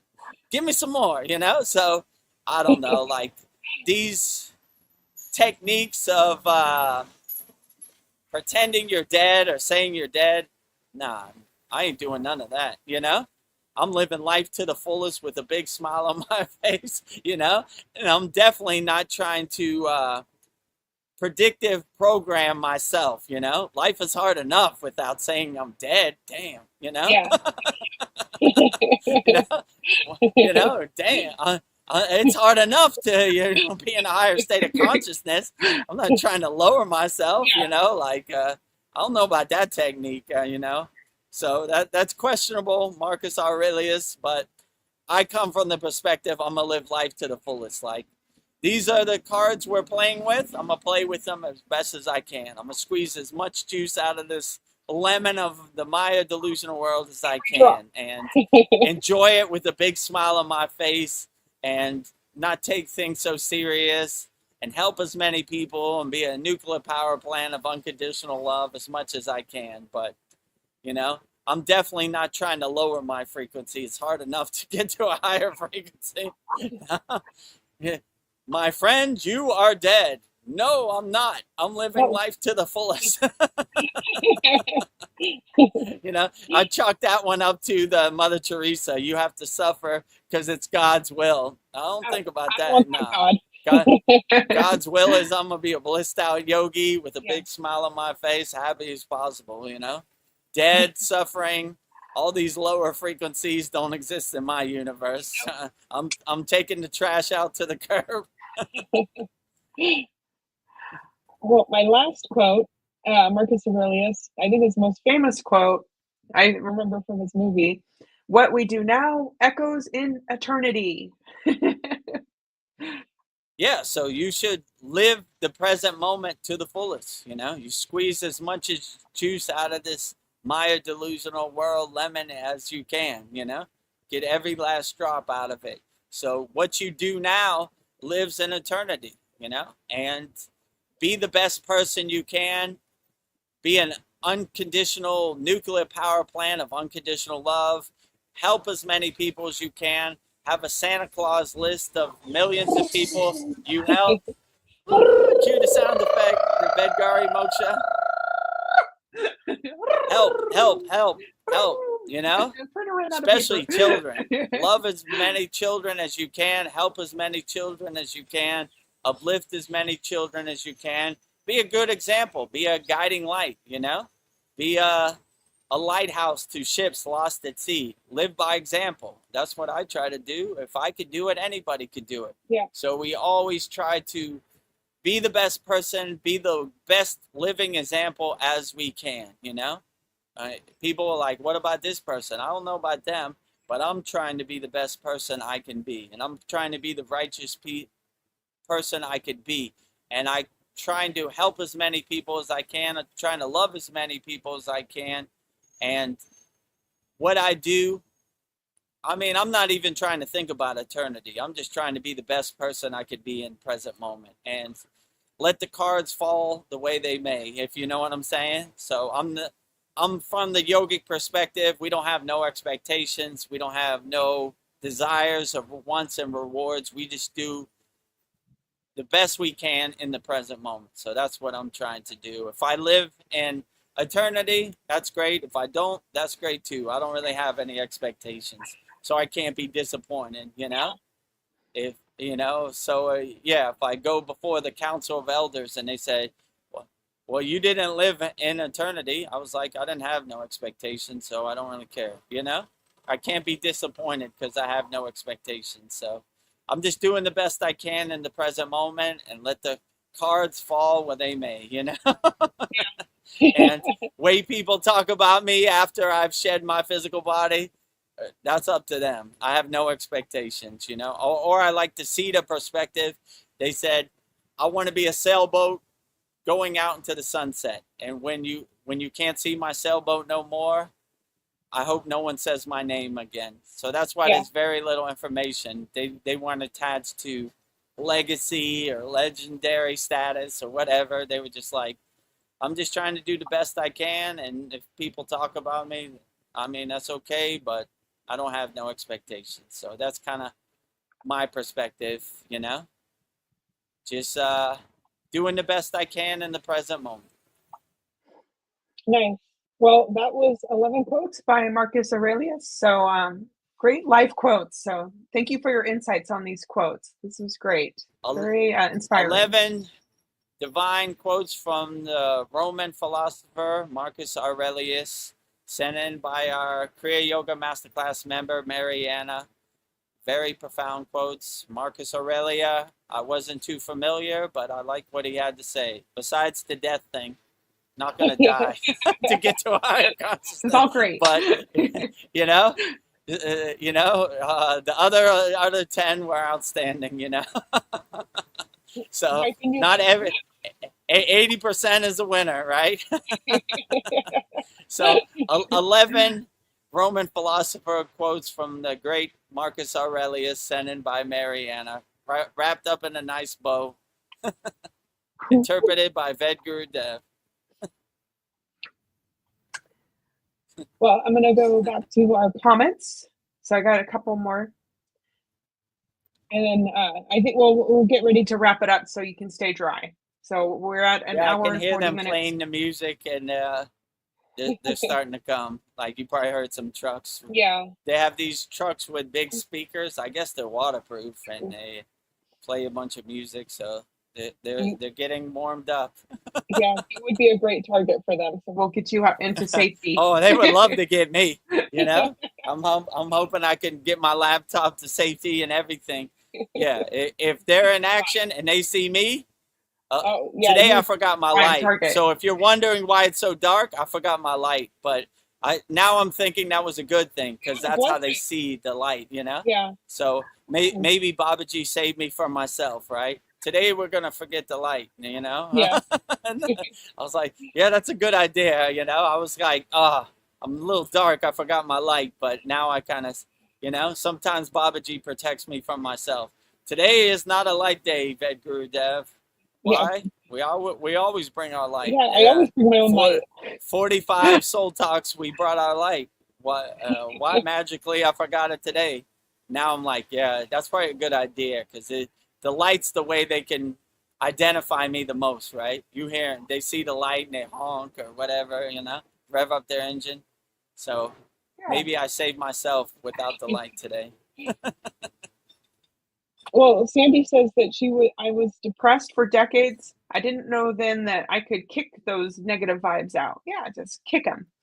Love it. Yeah, I mean, this world is overwhelming. It's chaotic, you know. Sorry you were depressed for decades, Sandy, but yeah, when you have the awareness and the higher consciousness that you could kick those negative thoughts out, you create space for peace, love, harmony, you know, freedom.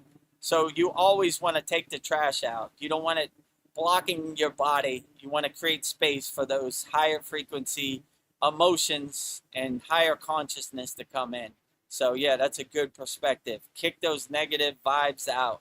We don't need it. Taking the trash out to the curb, you know? Hi, Felicia. Dissolving it, creating space for higher frequencies. Bye, Felicia. You know, peace, love, and harmony. Bye, Felicia. To all those negative vibes. Bye, Felicia. Negative vibes. All negative vibes out. Bye, Felicia. Bye, Felicia. Paul has a funny comment. He says, that's going to be a new Vedagurudev-ism for me. Let's make the donuts. Yeah, let's make the donuts. That's how I activate myself. If you don't know, they used to have a commercial in America for Dunkin' Donuts, and he would always wake up, like, I don't know what he'd wake up. There was a commercial 4 a.m. He said, time to make the donuts. So that's where I get it from. Time to make the donuts. Let's make the donuts, you know. Well, at our ashram restaurant, I'm going to have to put up that on the menu. Vedagurudev donuts. Let's make the donuts, right? What time is it? Time to eat the donuts. Yeah, I'm working with Naveen, and we're looking for some land to rent to make an ashram in Thailand. And he also told me he has 14 acres in Humboldt County, so maybe we'll make it in Northern California too. That would be great also, you know. So 2 would be great, you know. And yeah, once we have an ashram and we have a little restaurant for all of our ashram attendees, we'll put up a sign. We'll put up the Babaji food mantra, and we'll put up time to make the donuts. Time to make the donuts. It'd give you a good smile, right? Every time I saw Babaji's food mantra in my guru's ashram, it always gave me a good smile, right? You know? So it, you know, and we bless the food and we put our hands over the food, everything. So yeah, hopefully that will come into existence in the future. We're working on it. So trying to find some land, you know. Well, polyester was gone, but now she is back. Running. She got back. Thank God. Back in time, right? Just before we go. Oh, correct. Naveen Arjuna says, how often can you safely do extended water fasts? That's a great question. I mean, that's a question for yourself. Your body is the best teacher and your body is the best doctor. So your body would tell you. My guru used to say, like, we feel a click, right? So I guess when you got to 96 hours, you felt a click like, okay, that's good enough. I reached my goal, you know, not want to overdo it, not want to hurt myself. So, I mean, your body would tell you how you could safely do a extended water fast, you know? The good thing about it, when you start fasting, you see it's possible. Like, oh, great, you know? I reached this goal. Like, your ego has a way of tricking you. I can never do 96 hours. But once you reach 96 hours, you see anything is possible. The possibilities are limitless. And when you realize your true inner potential, you can go as long as you want. And it's kind of like running. You get addicted to running, you know? Like, oh, I like fasting. It makes me feel good. It makes me feel lighter. So your body would tell you how much it could go, you know? I mean, if you already done 96 hours, I would make it a daily practice of doing intermittent fasting. Try eating once a day and, you know, make that your habit and your practice. That's pretty much what I do, you know? I try to eat once a day, you know? And yeah, when you feel the benefits and fruits of fasting, it feels great. You feel a lot lighter, and you really see the narrative that they sold you, you need breakfast, lunch, and dinner, isn't really true, you know? I mean, if you've gone 96 hours, the possibilities are limitless, to be honest with you. So I would listen to your body, you know? I mean, it's not one size fits all. Like, what I would say is a number for me might not be a number for you. And if you've done 96 hours, I mean, you can go as long as you want, actually. You've already seen the light at the end of the tunnel. You've already reached the promised land. So, I mean, in my opinion, I would try to intermittent fast every day till you get to your desired goal. And, you know, if you've done 96 hours, you've probably seen you don't really need food that much. It's all a smoke and mirrors lie presented to you by the Wizard of Oz behind the curtain, if you know what I'm saying. So, yeah, I would just do what you can and listen to your body. Your body's the best doctor. So your body would tell you, like, okay, that's good. We're good. So, yeah, I would listen to your body. My guru used to say you feel a click, you know? Like, okay, that's enough, you know?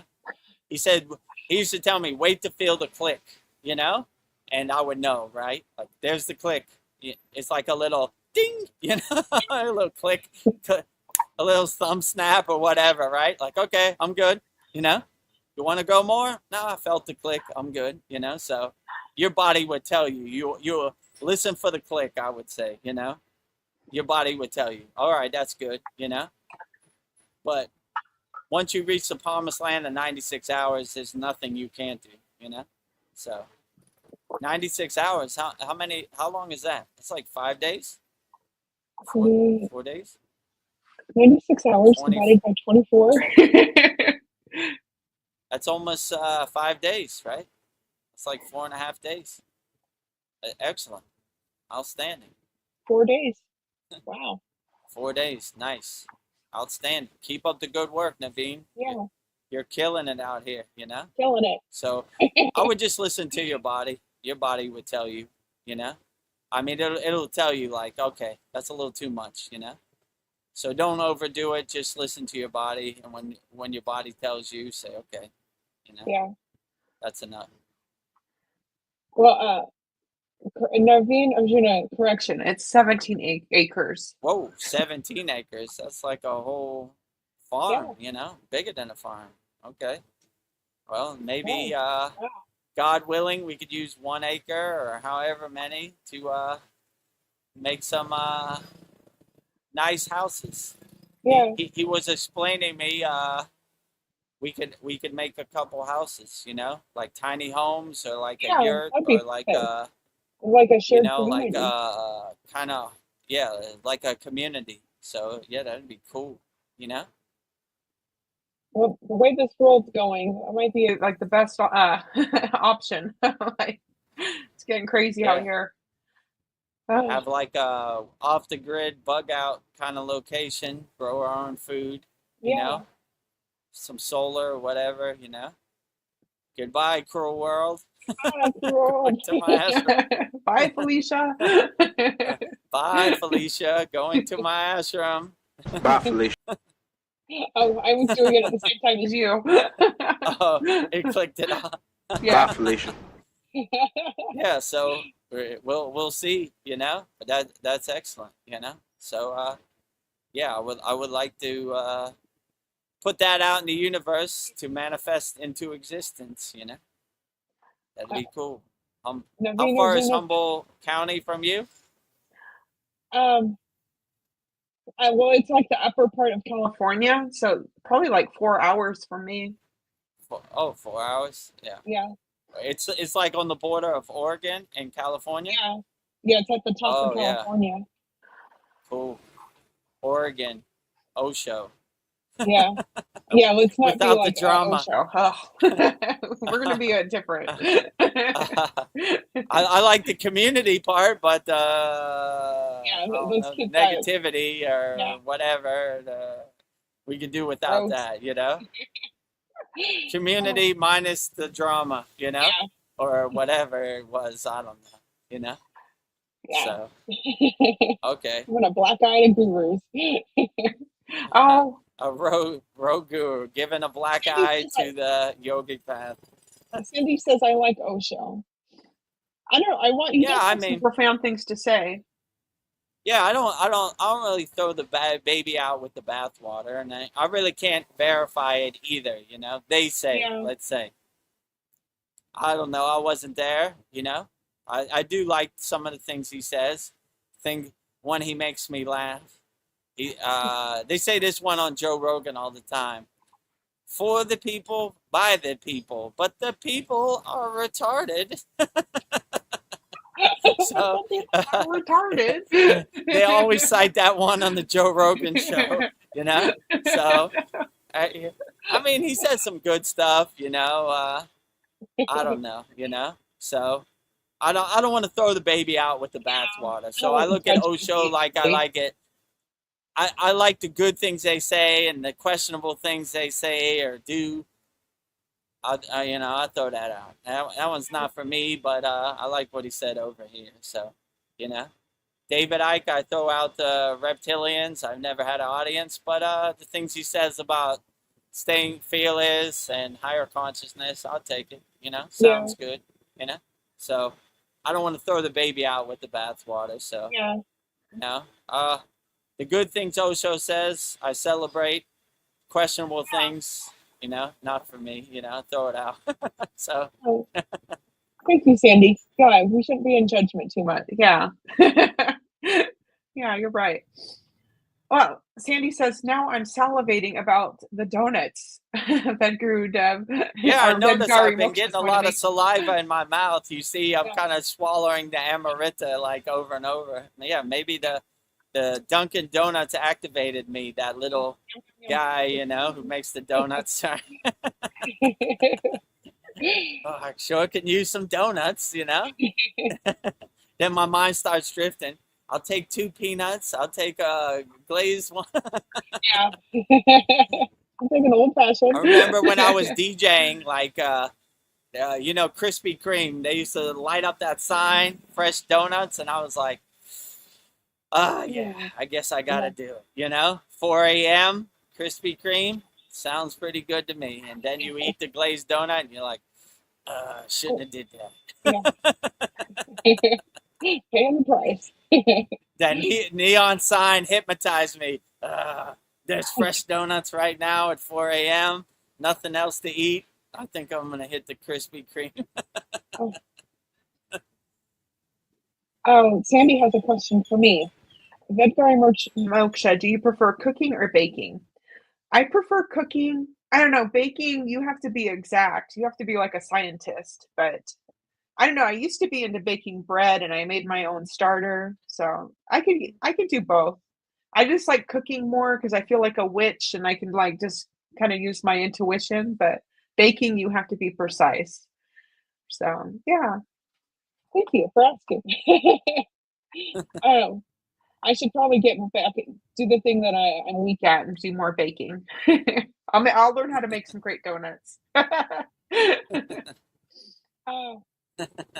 I think to end this, I'm gonna give you just one question. So, the last soul talk or sat song we had, I asked you what qualities you like about your guru. So, so this is a question for anybody who wants to chime in. But what is one quality of Vedagurudev that you try to mirror in your daily life?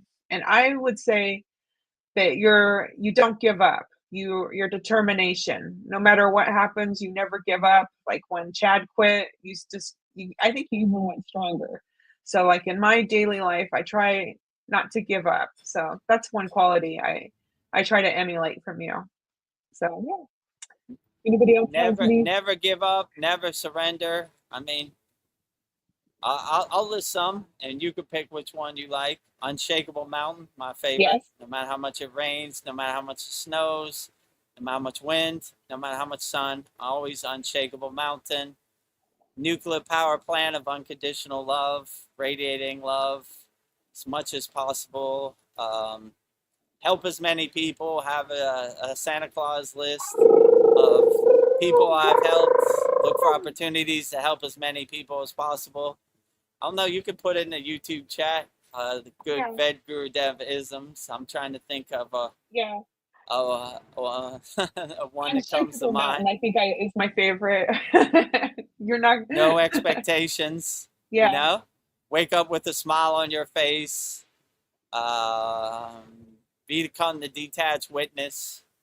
Yeah. Yeah, just put whichever one resonates with you the best in there. Yeah, and your strength of character, like, yeah, I think that's... Oh, I have one for you. Sandy says, I love your humor. Laughing is so high vibe. Yeah.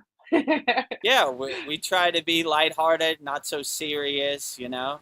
And I always, when these strict gurus, I was like, man, we should be blissed out yogis and yoginis out here. We should be happy, you know. Life is so beautiful when you reach a higher consciousness. So, yeah, have a good time. Oh, Paul says, enjoyer, Boganantar. Yeah. We're bogies out here. We're enjoyers. We're enjoying life to the fullest. So those people that don't know what Paul's talking about, I was initiated in Katagarma, Sri Lanka, which is the same place where Boganantar initiated Babaji into the practices of Kriya Kundalini Pranayama. So Bogar means enjoyer. So one of my favorite citas is Boganantar. He enjoyed life. Anything he did in life, he enjoyed it to the fullest. So you could see, like, when I was at Songkran in Bangkok, I enjoy it to the fullest, you know. I'm not affected by it. I'm an enjoyer, you know. So I always try to have that enjoying perspective, you know. I'm a bogey, right? I'm an enjoyer. So I enjoy life to the fullest. I wake up, I jump out of bed with a big smile on my face. I enjoy this life to the fullest on a daily basis. I squeeze as much juice out of it as I can. So yeah, you're right. I'm a bogey. I'm a bogar. I'm an enjoyer. Yeah, we got to see that when you went to Songkran. Dan said, "Woo." Actually, let's play it. So if anybody doesn't know, one last time for the road. You know, where's it at? Hold on, I'm getting to it. Yeah. Oh, yeah. Never forget, be a bogey. Do you want me? So if you want to see an example of Vedagurudev being a bogey, an enjoyer, a bogar, here's a great example. A week ago, me and Songkran in Bangkok with over 1 million people.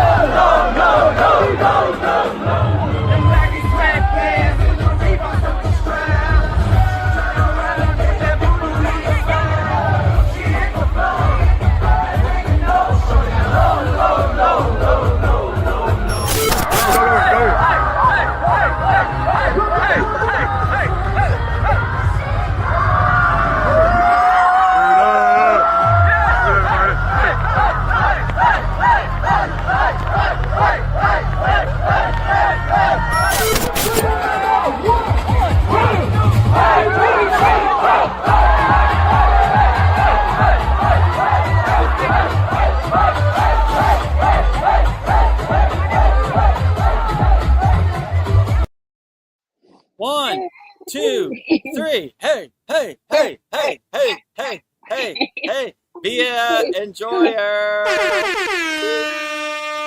Be an enjoyer out here. Enjoy life to the fullest as much as possible. And there's a good example, you know, if I'm going to do Songkran, I'm going to dust off my flower shirt. I'm going to put my hands in the air. I'm going to be the hype man. I'm going to lead the party. So, yeah, be an enjoyer as much as possible. And, Paul has a funny statement. He says, "Just don't bogart the weed." LOL. oh, I don't bogart the weed at all. I'm not I don't partake in the I don't partake in the weed, you know. So you could bogart it all you want, right? Bogart the weed. That's a funny statement. Bogart the weed. So yeah, if you're gonna smoke weed, enjoy the weed. You know. Yeah. It's not my thing, but I don't have no judgment. Bogart the weed all you can. Sandy just sent us a $10 donation. She said, "Laughter is Outstanding. medicine, a true frequency riser. Thank you for the high vibes, Vedagurudev and Vedagurudev and friends." Thank you. Thank you for the super chat donation. It means a lot. We haven't had one of those in a while. So thank you for the $10 donation, and I'm very thankful for it. Yeah, laughter is high vibe meditation. Yeah, so we try to laugh as much as we can. One of our members in our class said we have the sixth sense, humor, in our class. So we always try to laugh as much as possible. The spiritual path should be enjoyable, you know? It shouldn't be so serious. You know, my guru always used to walk past me. Too serious, Vedagurudev. Happy, happy, happy. Walk away, you know? So we always try to have that perspective of lightheartedness and good vibrations and happy, enjoying time. So, yeah, exactly. I would agree with you. We always want to be in high vibrations with laughter. So we're trying to laugh as much as possible, be as lighthearted as possible. Bye, Felicia. Good sound effects, you know. Bye, Felicia. You know. So hopefully, when you watch any of our live streams, it puts a smile on your face, and you know, we give some good lighthearted references, and you know. It brings you to a higher state of consciousness.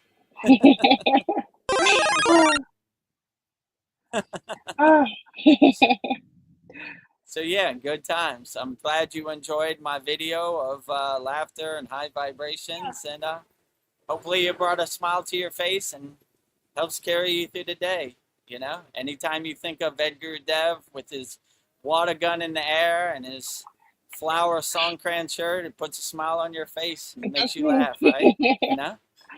So I was lucky I had a lighthearted guru, so we continued the tradition, the lineage of parampara of lightheartedness, you know? So I'm glad I didn't have a strict stick yogi, you know, guru, you know? Guruji, right? You know, hand over there. Oh, sorry, you know? So... Well, I missed a comment from Sandy. When she was asking me about cooking, she says, "Kitchen witch." Awesome. Yeah. Yeah. Cooking up the formula, the magic potion, right? The loving my cauldron. Food potion. The cauldron, right? Yeah. Sandy's our first donation. All the other donations were from me, so she's the first. Outstanding. Yeah. Thank you, Sandy, leading the way with a $10 donation on the super chat, right? That's what it's called, super chat. So high on. Outstanding. Polly says, "Nice, Narvina Juna. Still 10 minutes behind, catching up fast." You're almost there. Oh yeah. Polyester does it on double speed, 2 times speed, so she could catch up to the present moment. Naveen Arjuna says that cannabis prices were the best in Bangsaray, cheapest and best quality. Good to know. Yeah, I know. I know they like that, right? Like they were asking me about that, and I was like, I have no clue, right? You have to tell me what they was like, where did they got like good stuff? I was like, you're preaching to the choir. You're speaking Chinese to me. I have no clue. Yeah, I don't partake, but I don't know. If you see somebody, you tell me what the best stuff is. So they found a good shop, and they partaked, you know. Yeah, I bet it So was they cheap. know how to test the quality and everything. Quality. So Oh. I think they said 35 baht, which is $1 a gram. So Wow. you yeah, pretty cheap. So they found a nice spot right next to their hotel. So Bang Saray has many benefits. Some I know about, some I don't know about, you know. Yep. In Humboldt County. Humboldt County, I'm there. sure, has a lot. I heard Joe Rogan talking about it. They say that's the main grow up place, but I haven't been able to verify it, but I believe it, you know. Polyester says, I have fasted by skipping lunch on busy days, but by 5 p.m. I get real hungry, cold, dizzy, and discombobulated and cannot function even to cook dinner. Is that a normal thing or my constitution? I mean, yeah, I would just do what you can. Like I said, listen to your body. If you feel discombobulated or discomfort or dizzy, I would discontinue fasting as quick as possible. So it takes some practice to get up to a many day time, you know? So I would just do what you can. Intermittent fasting is good. If you find yourself a little gaining some weight, I would suggest fasting, you know? Yeah, just skip lunch. If you feel yourself starting getting dizzy or lightheaded, then I would just discontinue the fasting. Just do what you can, you know? I mean, even doing 8 hours is still good, you know? Just do what you can, you know? So I wouldn't, yeah, if you feel dizzy or uncomfortable or lightheaded, definitely discontinue the fast, you know, as fast as you can, right? And, you know, don't try to push it. You don't want to faint or you don't want to hurt yourself any kind of way, you know? So only do what you can. But intermittent fasting's good too. I intermittent fast on a daily basis. I probably intermittent fast 24 hours every day. I eat like one time a day. So, but it's not one size fits all. Just do what you can. You know, you are your best inner doctor. You know your body better than anybody. So just do what you can. That's what I would suggest. You know, but definitely lightheaded or any dizziness, stop immediately. Stop immediately. You don't want to faint, you know, pass out or any of that, you know. Polyester says, I often have some Plain yogurt before bed too to curb hunger at night. Yeah, I like to have yogurt too. Yeah, absolutely. Yeah. Whatever works best for you, that is the best way, I would say, you know. So you know your body way better than I could ever know your body or any doctor or anything. So I would just do what works for you and test everything. I would check off the boxes. Okay, I like when I eat yogurt, it gives me enough energy. Check, you know. I ate that. You know, I ate some Dunkin' Donuts before bed. That didn't work out. Uncheck. Uncheck. Yeah. Sandy says, cannabis has been a huge part of my spiritual path prior. I was brainwashed into my 40s by the anti-weed propaganda. I grew up with in Canada. Yeah, what do they call it? God genetics? Absolutely. Like, you know, we've been sold a pack of lies, a bunch of conditioning from birth. I would say if cannabis helps you on your spiritual path, why not? You know, I mean, I met a lot of yogis and sadhus who smoked marijuana when I was in the Himalayan mountains. It didn't make them less of a yogi. It was their vehicle of choice. So I would say it's not one size fits all. If it helps you on your spiritual path, why not? You know? And who cares what other people say, you know? They say a bunch of stuff. They say Yeah. dolphins are dangerous. They have no clue what they're talking about. They say if they tell you about aliens, you'll jump out the window. Don't listen to anything they say. They say go right, I go left. Yeah. Thank you So for the direction. whatever they say about cannabis, chalk it up there with the dolphins, like whatever. Makes me feel good. I don't care what you say, Maybe you should try it before you speak out against it, So no judgment over here. No judgment. Polyester says weight gain is not One of my problems. And a smiley happy face.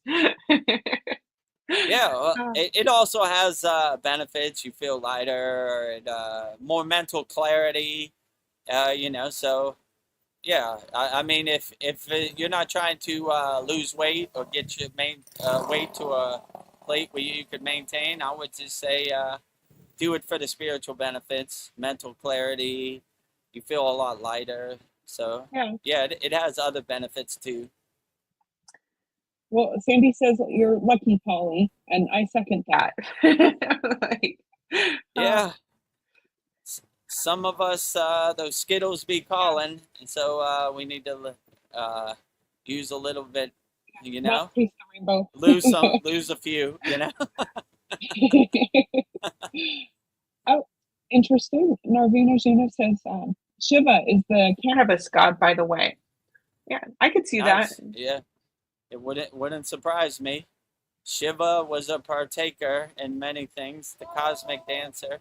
So, yeah, it wouldn't surprise me, I mean, part of a lot of sadhus and yogis' practice was partaking, I didn't look at them any less, it didn't make them less of a yogi, The people who are judging are people who don't understand, So I look at it like Neem Karoli Baba, unaffected, Sandy has a beautiful comment. She says, hey, I'm a plump dumpling and I love me. A plump dumpling. The water in your body's listening. Yeah, always have self-love, love yourself, and speak highly to the water in your body, I'm delicious. I'm a plump dumpling. Oh.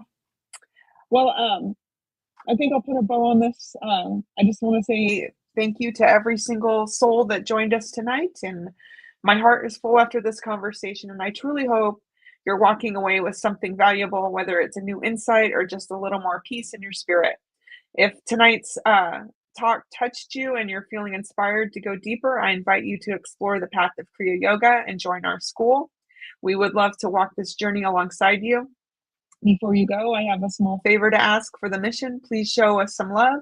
Hit that like button, drop a comment, and hype us in the chat. When you engage with us, it tells YouTube to share these videos with more people who might be looking for this exact hope. Supporting this channel is a way that would be the best blessing ever for our community.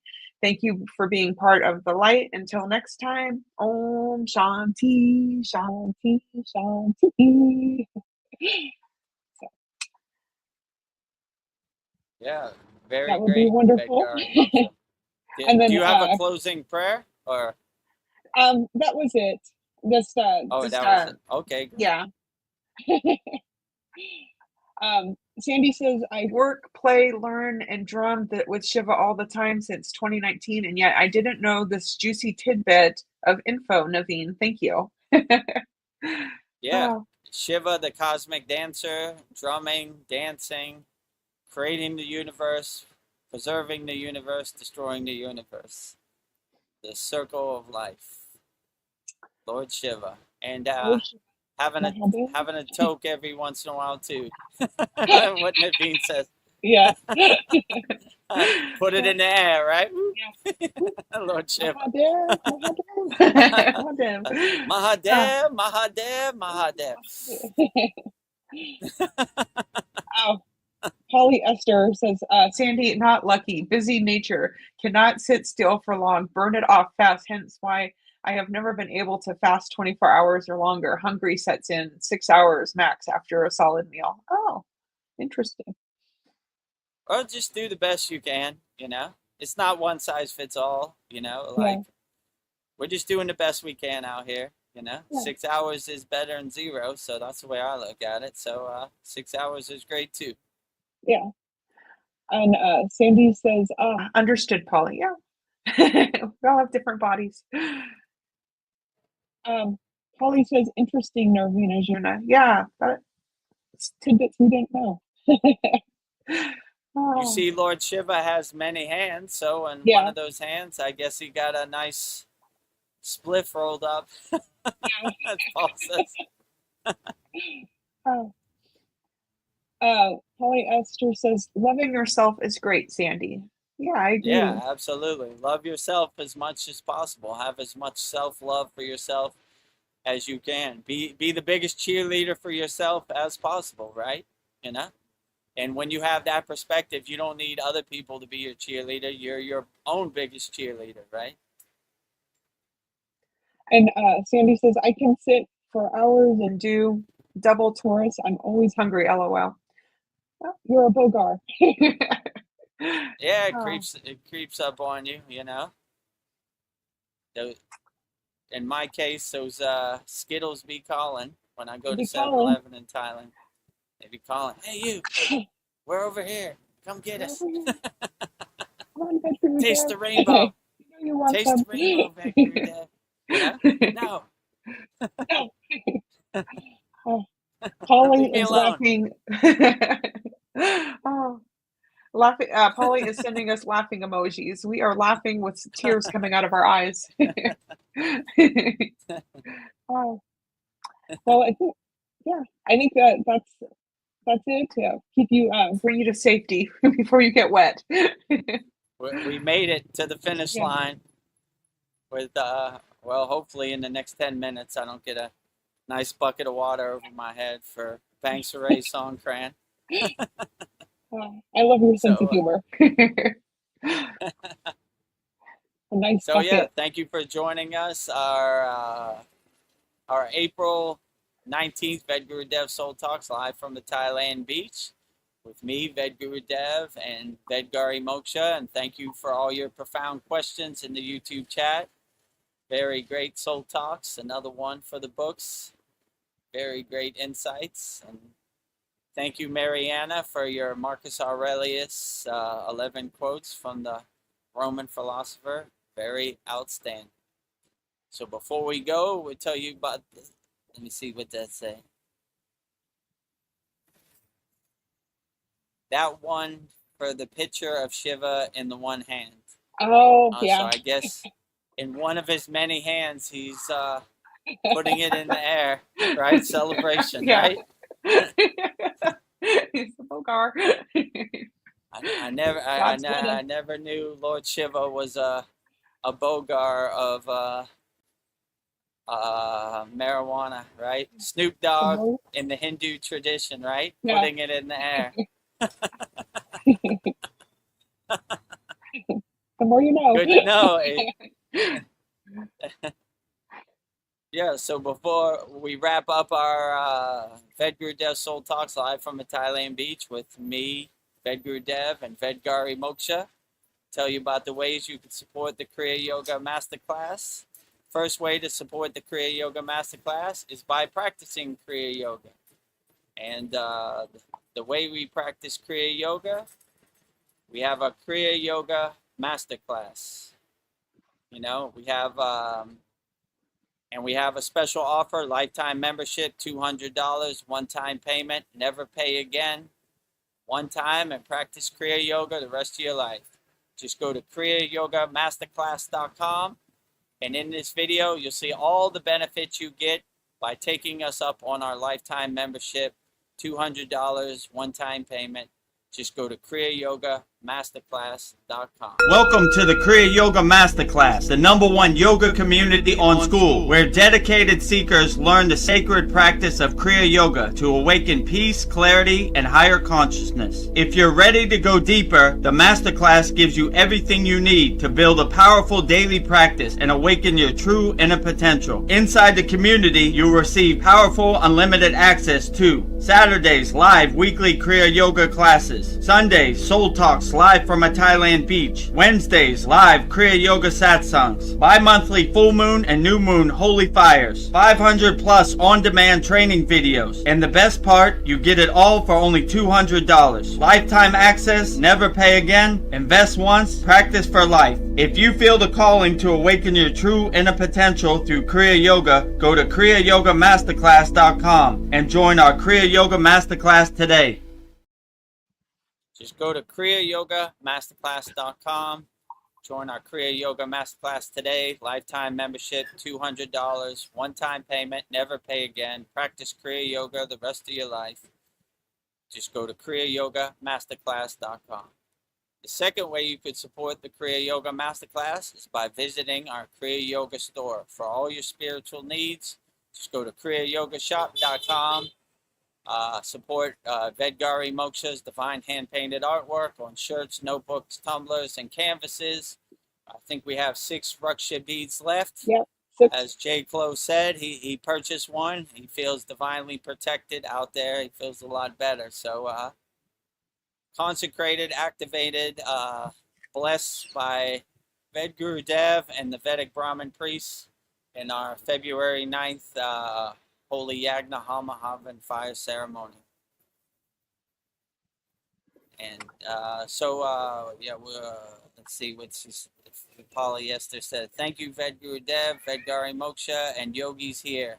Another wonderful soul talks. Another wonderful soul talks for the books. So thank you, polyester, for that. And we'll show you all the benefits you get by joining our Kriya Yoga Masterclass. Go to kriyayogashop.com and support Vedgari Moksha's divine hand-painted artwork on shirts, notebooks, tumblers, and canvases. In this video, see everything we have to offer in our Kriya Yoga shop, kriyayogashop.com. Go to kriyayogashop.com to explore our Kriya Yoga store. When you look online, most spiritual items feel mass-produced, disconnected from the sacred meaning they're trying to represent. That's exactly why we created the Kriya Yoga shop, a place where authentic spiritual symbolism and divine artwork come together. Inside the Kriya Yoga shop, you'll discover 108 Raksha beads and Vedgari Moksha's divine hand-painted artwork on t-shirts, notebooks, tumblers, and canvases for Goddess Kali Devi, Kriya Yoga Samadhi, the divine union of Shiva and Shakti, Babaji on the fire, Lord Ganesha, the 7 chakras, the Sri Yantra, Vedagurudev and Satupan Lake, the Holy Yagna fire, Shanmukhi Mudra. Imagine bringing Vedgari Moksha's divine hand-painted artwork into your daily life. Go to kriyayogashop.com and make your purchase today. Just go to kriyayogashop.com and make your purchase today. Support Vedgari Moksha's divine hand-painted artwork on shirts, notebooks, tumblers, canvases. We have 108 Raksha beads. You see right there the Babaji tumbler. Right there in Vedgari Moksha's hand. So we have 108 Raksha beads.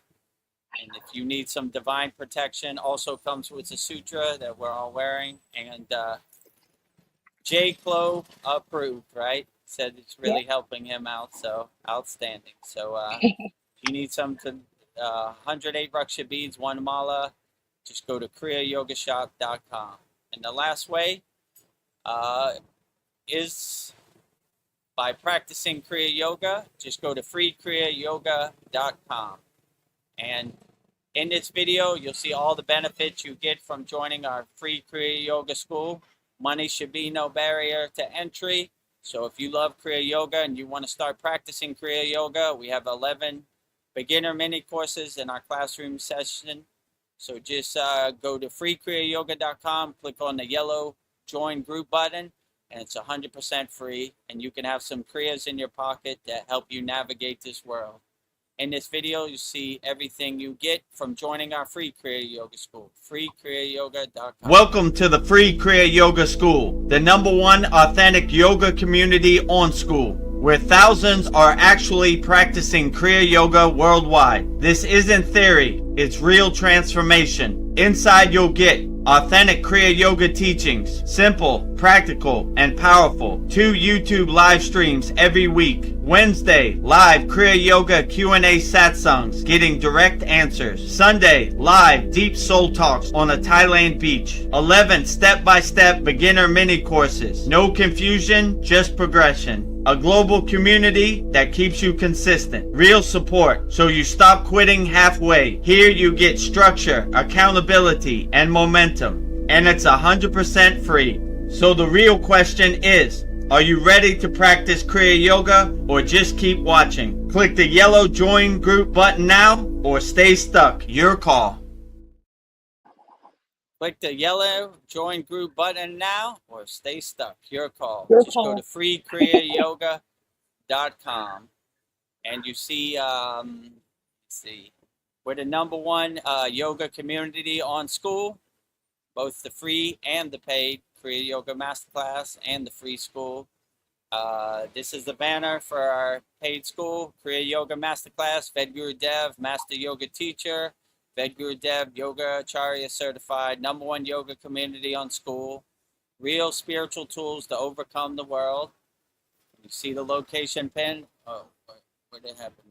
Okay, the location pin of all of our members all around the world. You know, in our paid school, kriyayogamasterclass.com. And this is what our free school looks like. Free Kriya Yoga School, Kriya Yoga Authentic Teachings, Kriya Yoga 2 live streams per week, #1 yoga community on SKOOL. Starting your spiritual journey and having fun. 100% free. And these are all the location pins, people around the world practicing Kriya Yoga. 100% free. Thousands of people practicing around the world. So with that said, I hear them sparking up the Songkran activities, so we should probably get out of here in a second. Yeah, let's go. Let me see. There's the Thank free you for the Kriya Yoga hearts, School. Darren. Oh, okay. I was going to say, become a member of our YouTube channel, youtube.com/add Vedagurudev. Click the subscribe button, click the join button. And if you feel the urge to give us a super chat like Sandy, we appreciate it wholeheartedly. Thank you, Sandy, for your $10 super chat. We appreciate it. You know, much appreciated. Yes. So, do we got any closing comments? Just 3 big, beautiful hearts from Darren. So thank you, Darren. Thank you, Darren. Glad you could join us. I posted a video Darren sent me on WhatsApp app. It's called the Sacred Covenant. It's on our Kriya Yoga Masterclass in our community. It's a great video. Gives you some insights of what the elites really think of us. So if you're a member of our Kriya Yoga Masterclass, look for that. It's called Sacred Covenant video. And make a long story short, poison your mind, poison your body, poison everything. To poison the food, everything. All of the above. So I guess with that said, I can hear them starting to play the music. So the water is coming shortly. So let's make it out the doorway. So we do this Soul Talks every Sunday, 9 p.m. Eastern Standard Time. Usually go 2.5 hours, 3 hours. Tomorrow, Mantra Monday, Narayana Balaji. 108 Raksha beads, 1 mala for Lord Narayana. Wednesday, 9 p.m. Eastern Standard Time. We do our satsang, usually go 2.5, 3 hours. So should be pretty profound, you know. And yeah, if you want to support the Kriya Yoga Masterclass, everything is right there on the screen right now. So many different ways you could support the Kriya Yoga Masterclass. So before we go, let's wrap it up with Babaji's Mula Mantra. Anytime you need help and you want to call Babaji, you can call Babaji's direct phone number, Babaji's Mula Mantra, which is Om Kriya Babaji Nama Om. And Vedgari Moksha will say it 3 times very beautifully right now. Om Kriya Babaji Nama Om. Om Kriya Babaji Nama Om. Om. Om Kriya Babaji Nama Om. Om Kriya Babaji Namo. Om Kriya Babaji Namo. Om Kriya Babaji Namo. If you resonate with Kriya Mataji and you want to call upon Mataji, I will give you Mataji's Mula mantra, which is Om Kriya Mataji Nama Om. And Vedgari Moksha will say it so beautifully 3 times right now. Om Kriya Mataji Nama Om. Om Kriya Mataji Nama Om. Om Kriya Mataji Nama Om. Om Kriya Mataji Namo. Om Kriya Mataji Namo. Om Kriya Mataji Namo.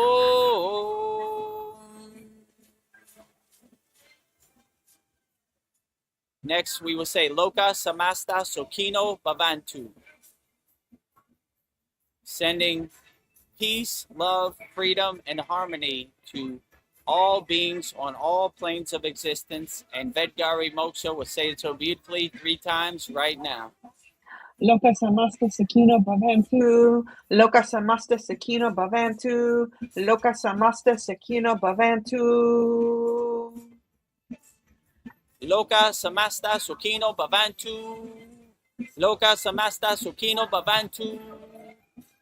Loka Samasta Sukhino Bhavantu. And lastly, we sing the Shanti Universal Peace Mantra, sending peace and love to all people all around the world. And Vedgari Moksha will say it so beautifully right now. Om Shanti, Shanti, Shanti, Shalom, Satnam, Sadhu, Tao, and Spirit, Swami, Kami, Amen, Amen, Umen, Selah, Om, Om Shanti, Shanti, Shanti, Shalom, Satnam, Sadhu, Tao, Om Spirit, Swami, Kami, Amen, Amen, Omen, Selah,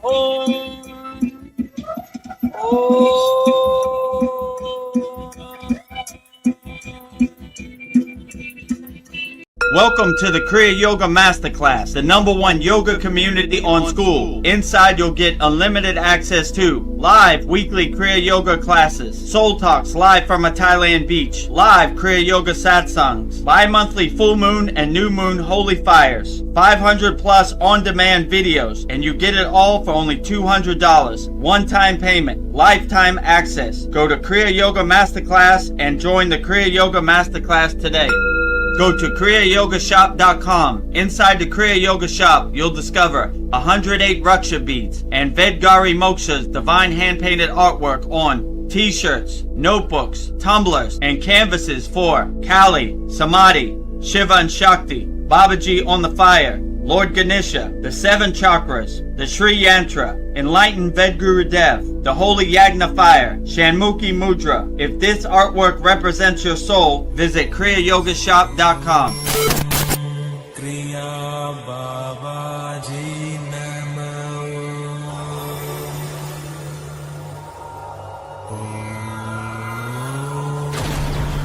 Kriya Babaji Namo.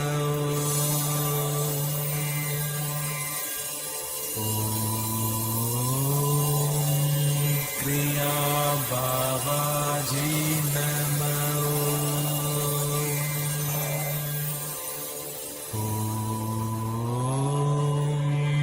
Kriya Babaji Namo.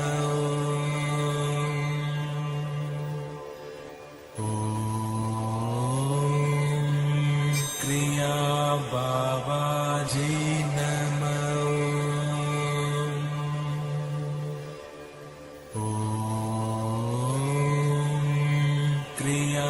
Babaji